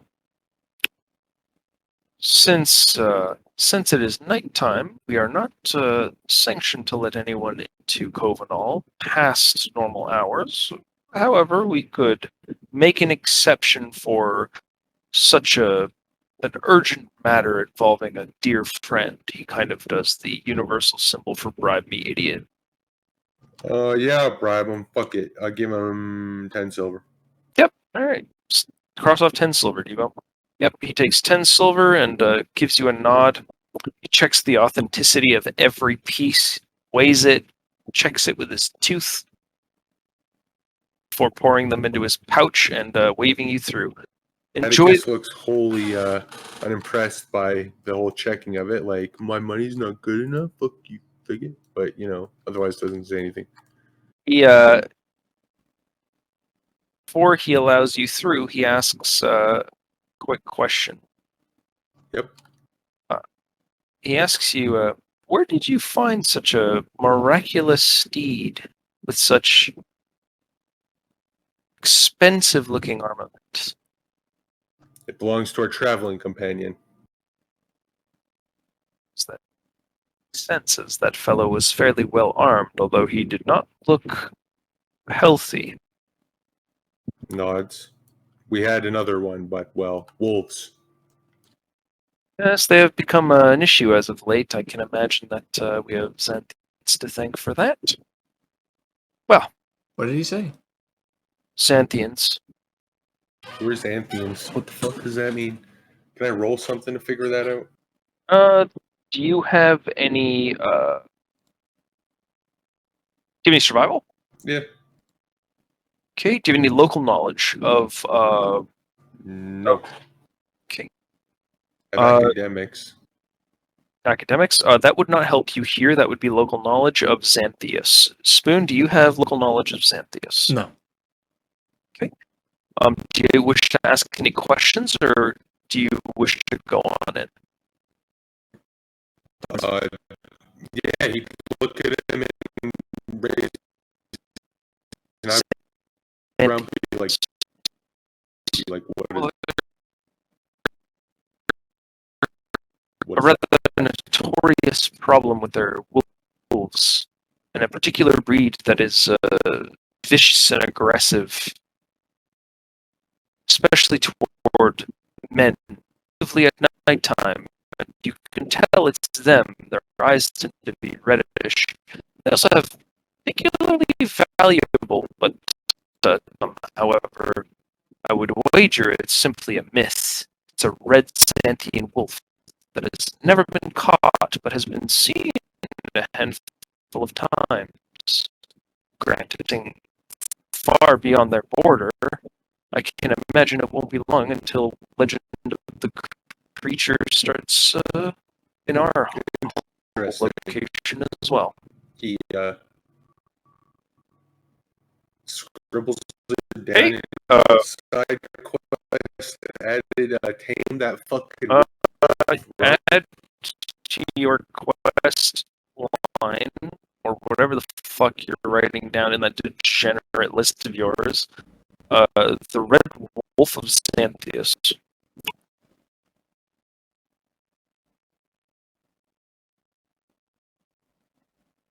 Hire mercenary guards out of pocket, essentially, to keep their to keep their livestock safe, which usually hadn't been an issue before, at least not to the same degree. These wolves are particularly aggressive, and they don't shy away from attacking people and travelers. All right. Well, hopefully it fixed itself. The merchant then kind of just shakes. Anyway, I digress. Thank you very much for your Well, tax. you did mention where fucking Geralt was, right? He did not. Did he say that he went ahead? No, he didn't mention. He just said that. Yeah, he's in here. Oh, good enough for me. Um, both of the guards essentially begin to open the gate to allow you to pass. I might ask him one last question. Hey. Where's the apothecary? He gives you a bit of a smile, and then goes, "It's been a long night, and I'm thirsty." Yeah, 5 more coins. Fuck you, faggot. You pay him 5 more coins. Yeah. Cool. Cross off 5 more coins. He basically instructs you. Go through the gate, continue straight, and keep going until you see the sign that basically points you down toward the apothecary. It's very clearly labeled. He gives you a look up and down and asks if you speak common. Yes. Can you read common? I assume with my academics I can. Yeah. It's a different language from the one in your country, and you don't look like you're from here. Okay. He gives you a nod and then says, "Well, the sign will point you there." Yep, he nods. Thanks him for his assistance and heads on his way. Pleasure doing business with you. If you have any more questions, 5 silver would get you any answer you wish for. Have a good evening. Yep.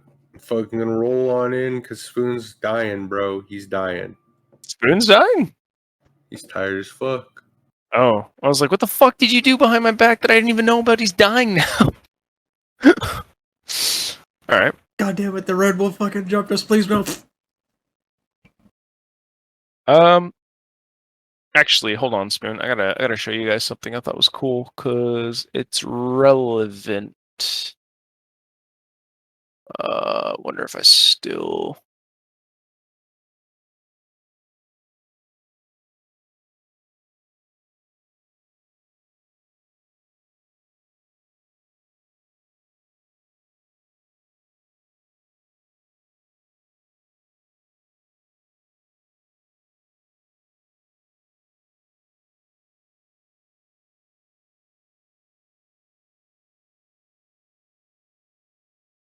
There we go. Okay. Trying to see if I can find this shit.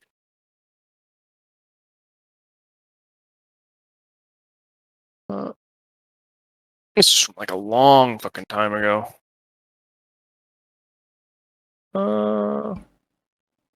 What, the picture of Kurgan? No.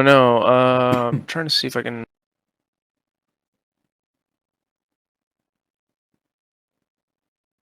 Oh, here we go. Yeah, I'll. There we go. I'll show you. Funnily enough, I didn't actually think that it would have ever been relevant, but do you guys see the screen? Bottom left. I see Brian? tabletop simulator. Oh, Windows.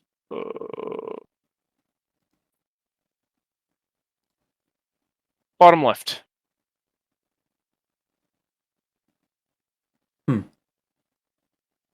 So. Wow. And that's just a fucking. Oh no, it is the Red Wolf of Xanthias. Never mind. Yeah, I was about to say, wow, the Red Wolves aren't even fucking.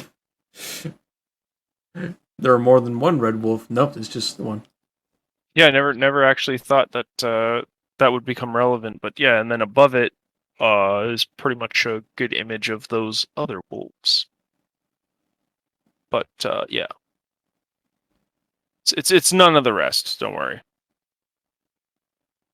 I mean, if we were jumped by fucking 6 Cordelia NLs, I'd be pretty pissed. Oh god.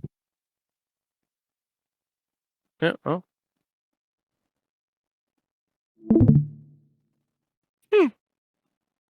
All right. So that's kind of the image. Okay. The sleepy village of Kovanal, one of the main trading hubs for Acretia, and in spite of its importance, it hasn't seemed to have expanded at any relevant or notable rate.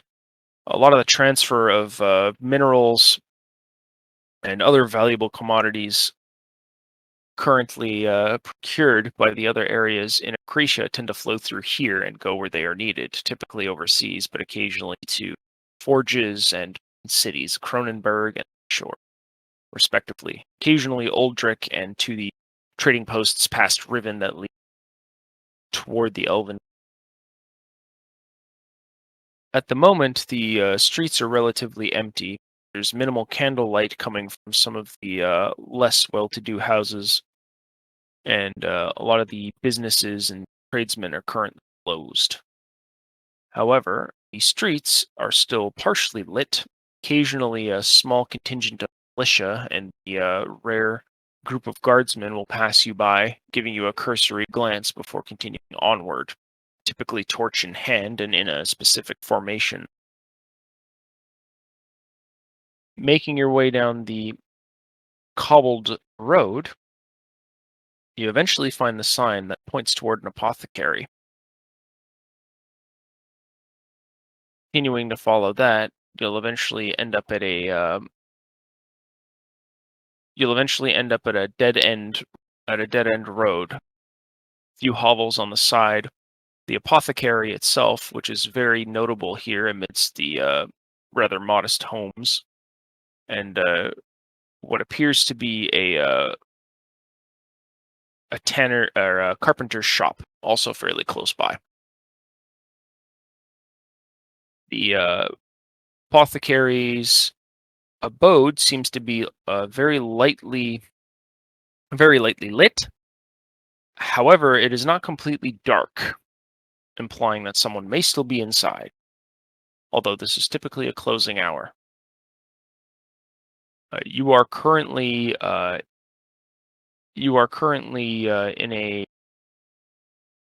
in a village of modest wealth, which means there are no slum-like situations here. Everybody seems to be modestly. Oh, they robbed Geralt. Fuck you. But okay, yeah, he'll hop off the horse and shit. Yeah. You'll hop off the horse and shit. Okay, so wait. Are there any inns nearby that I can see on the way? Yeah. On the way, you'll pass two inns. Both of them appear to be roughly of the same quality. However, one of them seems as though its occupancy has been filled. It basically has a sign up that says "No room left." The other one, the lights are out at the moment. However, its sign does say there is some vacancy. Yeah. Okay, so I'll hand. Wait, Randall. Does Randall have money? I have some money. How much is a room generally, Brian? Um, an average room with nothing else can go anywhere from, I'd say, from 5 to 10 silver, depending on quality. But typically speaking, you're looking at about. All right, I'll hand him 7 silver just to be sure. Okay. Atticus presents you with 7 silver. And he'll tell Randall, you go and find a room and rest. You look like you're about to topple over. I will do my best at finding Geralt, and should I fail, well, you will be rested. Yes, well, after a decent night's rest, I'm sure I'll be able to find anything, and I'm sure you'll know why. He nods noddingly. And yeah. Like he'll leave he'll drop Randall off and take the horse with him. You still have the book with you, right, Spoon? Yep. I'm sure that's fine. I'm sure that's fine. I'm sure that's fine. All right. We'll start with you, Debo. You give your 7 silver to Randall, and he begins to shuffle off in the direction of the inn, using what little grace the warhorse has decided to give him, the best of his knowledge and ability. What do you do? I would walk up to the apothecary. Is the front door locked? It is, and there's only a very dim light. Is this the only entrance? Does it look like the only entrance? This is the front entrance, but you haven't really scoured the entire building. There could very well be a back entrance. He'd take like a cursory like glance around a corner just to check down the side, let's say right side of the building, and then go back to the door and give it a light little. Okay. After giving the building kind of a quick glance, you decide the best thing to do is likely just a knock, even if it is after hours. Within a minute, a small, pudgy, elderly man pulls up the shutters from the left-hand side of his establishment. He calls down to you from upstairs. Do you have any idea what time it is? Yes, extraordinarily late. I apologize for the late visit. I am merely wondering if perhaps you had a patient today, and he'd describe Geralt as best he can. You know, like large, fucking sickly. He was coughing up some shit.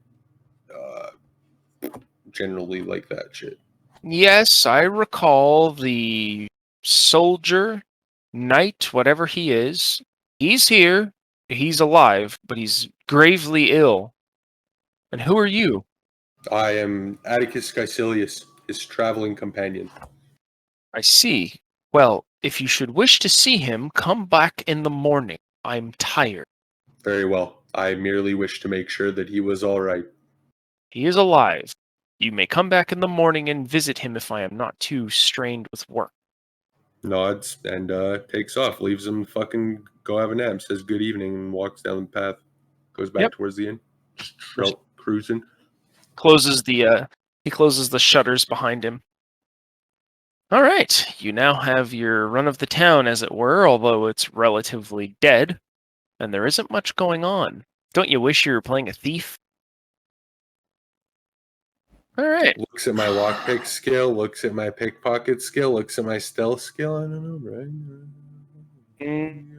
Maybe the ends justify the means, and I go wrong. Sure, man. Let's have some fun. What do you wish to do? Who says I can't be a thief? You, peasant. What? I have a sword. Give me your money, or I will kill you. No, I'm just fucking around. My skills aren't high enough, and I don't have any lockpicks. Yeah, he'll just like stroll back towards the inn and try and just take in the environment and see what he sees. So you're strolling back to the inn that Spoon went into? Yep, looking around for like any shops that might be worth visiting. And shit. There's a carpenter, blacksmith. There is a tailor. There are several stands that are currently unoccupied, but you can assume that at a certain point tomorrow morning or afternoon, a lot of them will open up and sell a variety of goods. There seems to be a traveler's store as well that seems to sell nicks and knacks for the road. There's a potterer. There's a fairly large breadth of opportunity here for somebody with money. There is also a jeweler here.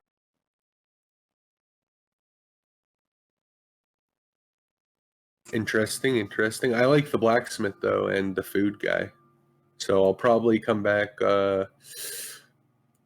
in the morning sometime and see if I can't like talk to the blacksmith and be like, "Yo, look, bro, how hard is it for you to make bullets, Lamel?"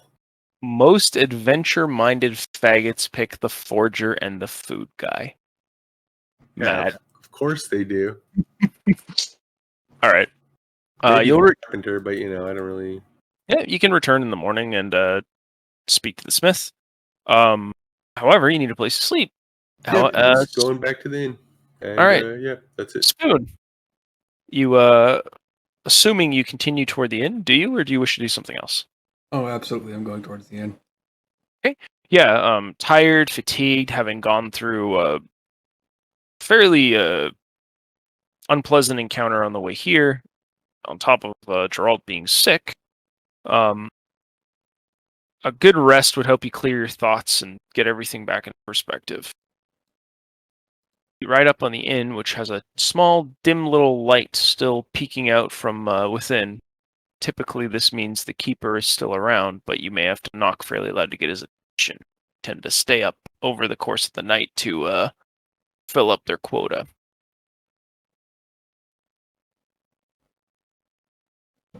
What do you wish to do, Spoon? There's a couple hitching posts out by the front, but most inns will allow you to store your horse in their Debo has the stalls. horse. Oh, they have the horse, right? So you're just going up. Wait, I thought you had the horse. No, Debo has the horse. He said he left with it. Okay, I thought he said he left you with it. Fair enough. So yeah, you can walk up and give the door a knock or approach any way you want. Yep, I'll just casually saunter up to it, just clacking away with my walking stick. And then I'll knock on the door. Yep. You give a knock, and it takes a couple minutes, but eventually you hear the you hear the light footsteps of a rather slender but elderly woman as she answers the door. She peeks out from between the crack and asks you how she can help you. My apologies for the late hour. The wolves kept us meandering around with our horses. Do you have a room for the night? Tells you that she has a few rooms left on the bottom floor, and they're relatively cheap, but she assures you that in spite of that, they will definitely satiate your need for rest. I respond that would be absolutely perfect. Okay. She asks you for about 3 silver. I reciprocate with 3 silver in kind. All right. She takes the silver from you and counts it very carefully before slipping it into her pouch and allowing you into the inn. She holds up a small candle and begins to guide you through the building as quietly as she can. She puts a single finger over her lips, insinuating that you should also walk carefully as others are sleeping. Alright, my character will bundle his stick in his arms. Okay. as Yeah, you opposed to bundle using it. you bundle your stick in your arms and you walk as quietly as you can, following behind her. She guides you to a modest room with a simple wooden door that has a iron latch on it as a lock. It has a hay bed with some rough cotton sheet, rough cotton with a rough cotton pillow, but it's fairly used and not entirely clean. That being said, it's not completely filthy and will do the job just right. There's no storage, trunk, chests, cabinets, or anything of the sort. This is functionality at its finest. You basically get a bed to sleep in for the night in a small square, and there's a shutter to the right of the bed that looks directly out. You are on the bottom floor. The shutter is currently closed and latched shut.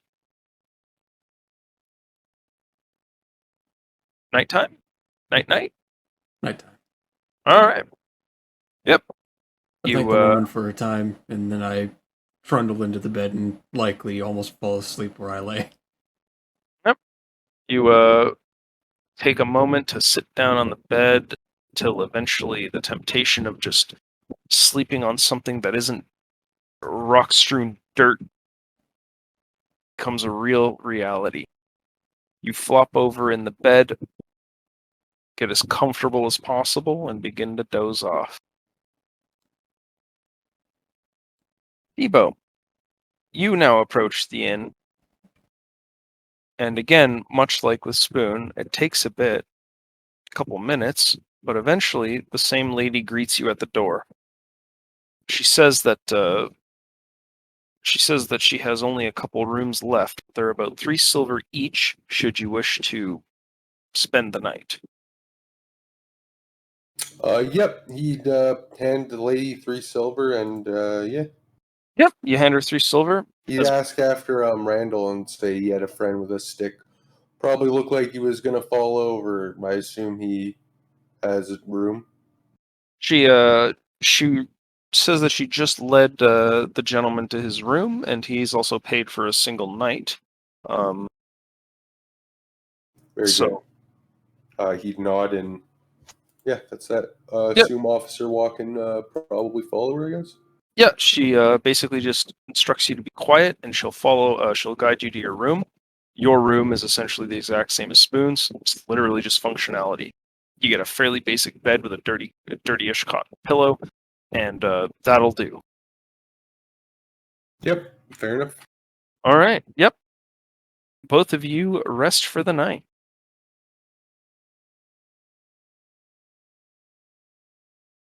Both of you get a good night's sleep, in spite of the fact that you could definitely be in more comfortable circumstances. By the time you both wake up, it's probably about what time do your characters normally wake up? Early. What's early? Just generally early. So 6:30, 6, 4, 5, Like 6. 6. Okay, Spoon, what about you? Your character was pretty. 6 to 7. Okay, so about give or take the same time. All right. Both of you wake up roughly the same time. Debo, we'll start with you.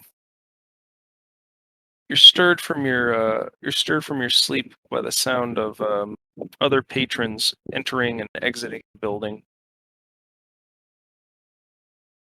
The sounds of chatter and the clanking of glasses and wooden plate, not glasses, sorry, mugs and wooden plates begin to fill the air, and the smell of freshly cooked food tickles your nostrils, stirring you from your slumber. Good shit, good shit. The day is relatively warm, but not oppressive. The heat is dry and bearable at the moment, and it's a relatively comfortable day. At least it seems like it's going to be one. The sunshine peeks out between the gaps in the shutters and illuminates the room, the rather unimpressive, bare room bereft of furniture, design, or taste. What do you wish to do? Sit down at a table, I guess. Shit. Wait for All right. Randall. Throw your legs up over the bed, walk out of your room with your belongings, and find a nearby unoccupied table and sit yourself down. Eventually, Spoon, your character too wakes up to a similar scenario. Also woken up by the smell of freshly cooked food, patrons, utensils being moved around, the works. What do you wish to do? I suppose I'll get up and I'll investigate that smell. All right. Yeah, you exit your room, and upon clearing the hallway, pushing your way past a couple other patrons, you see Atticus sitting at my table.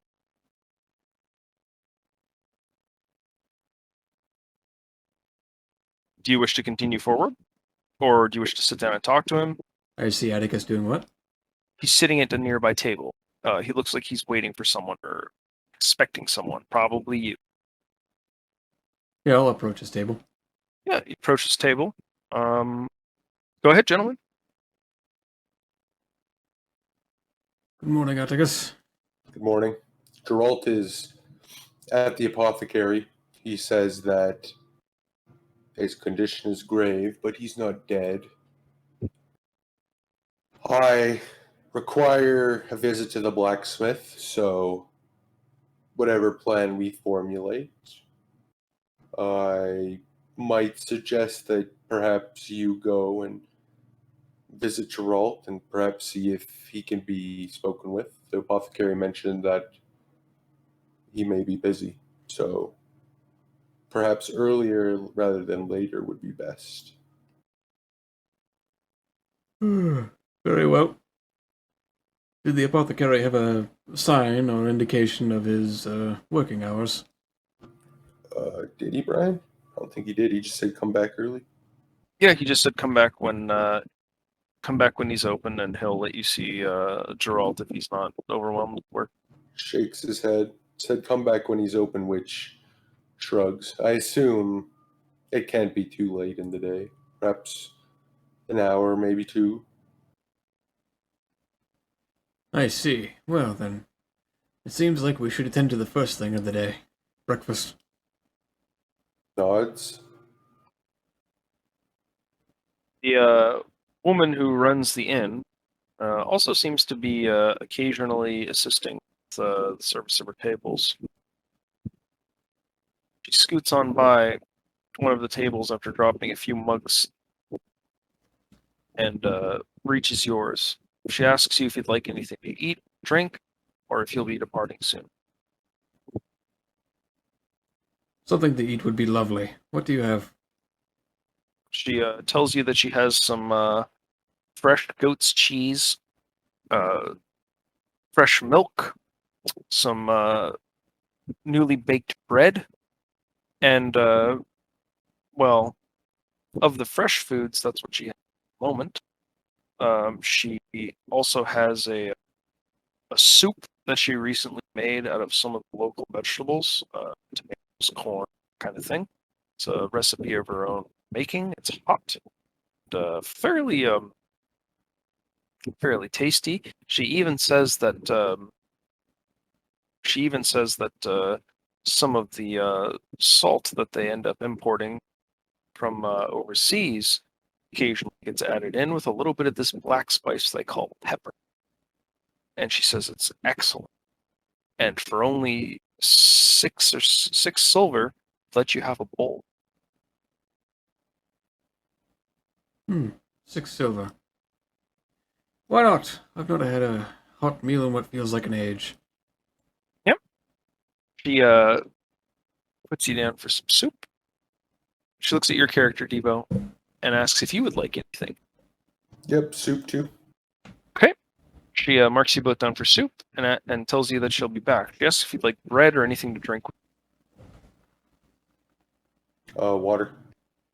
Okay. I'll have some milk. All right. She lets you know that she'll be back. She'll be with you in a second. She'll have your soup ready. She disappears for a bit. The inn is relatively busy for so early in the morning. A lot of the people within seem to be from many and varied walks of life. There's a couple well-to-do looking merchant types at a table who seem to be exchanging coin, weighing said coin, and looking over several parchments as they laugh and speak over soup, beer, and bread.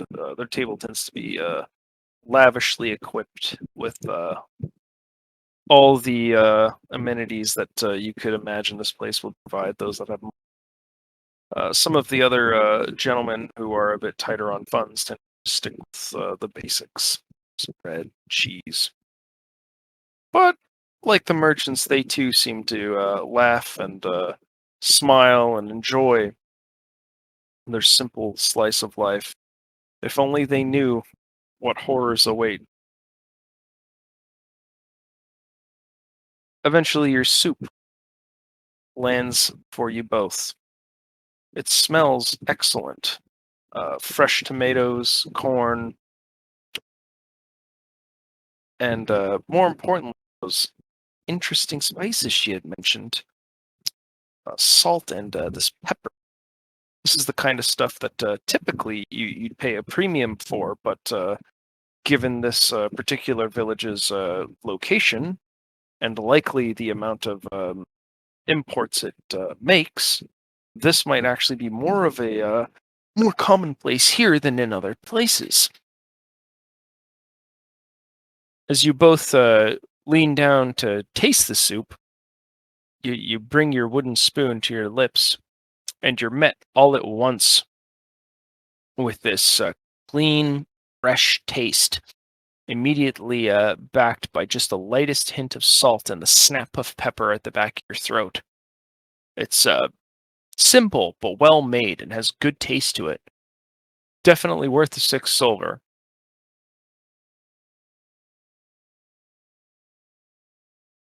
You guys get a hearty meal out of your stay and a reasonable night's sleep. However, can't help but wonder by the time you're finished eating if maybe you should check on Geralt. Or perhaps see if the smith will take your order.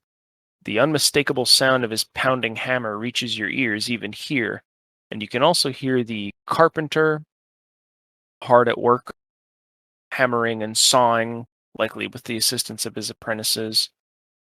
You can hear several different foremen barking out orders across the village. Hear the sounds of children playing in the streets, women screeching, typically at said children, and the general bustle of life as the village begins to come to life, and the denizens depart their homes for the day, those that live within the village. The others go to the fields. What do you wish to do, gentlemen? Do you think we should end it there? Sure. It's about 2 in the morning. It's getting a bit late. Yeah. All right. Good game, boys. Yep. Good game.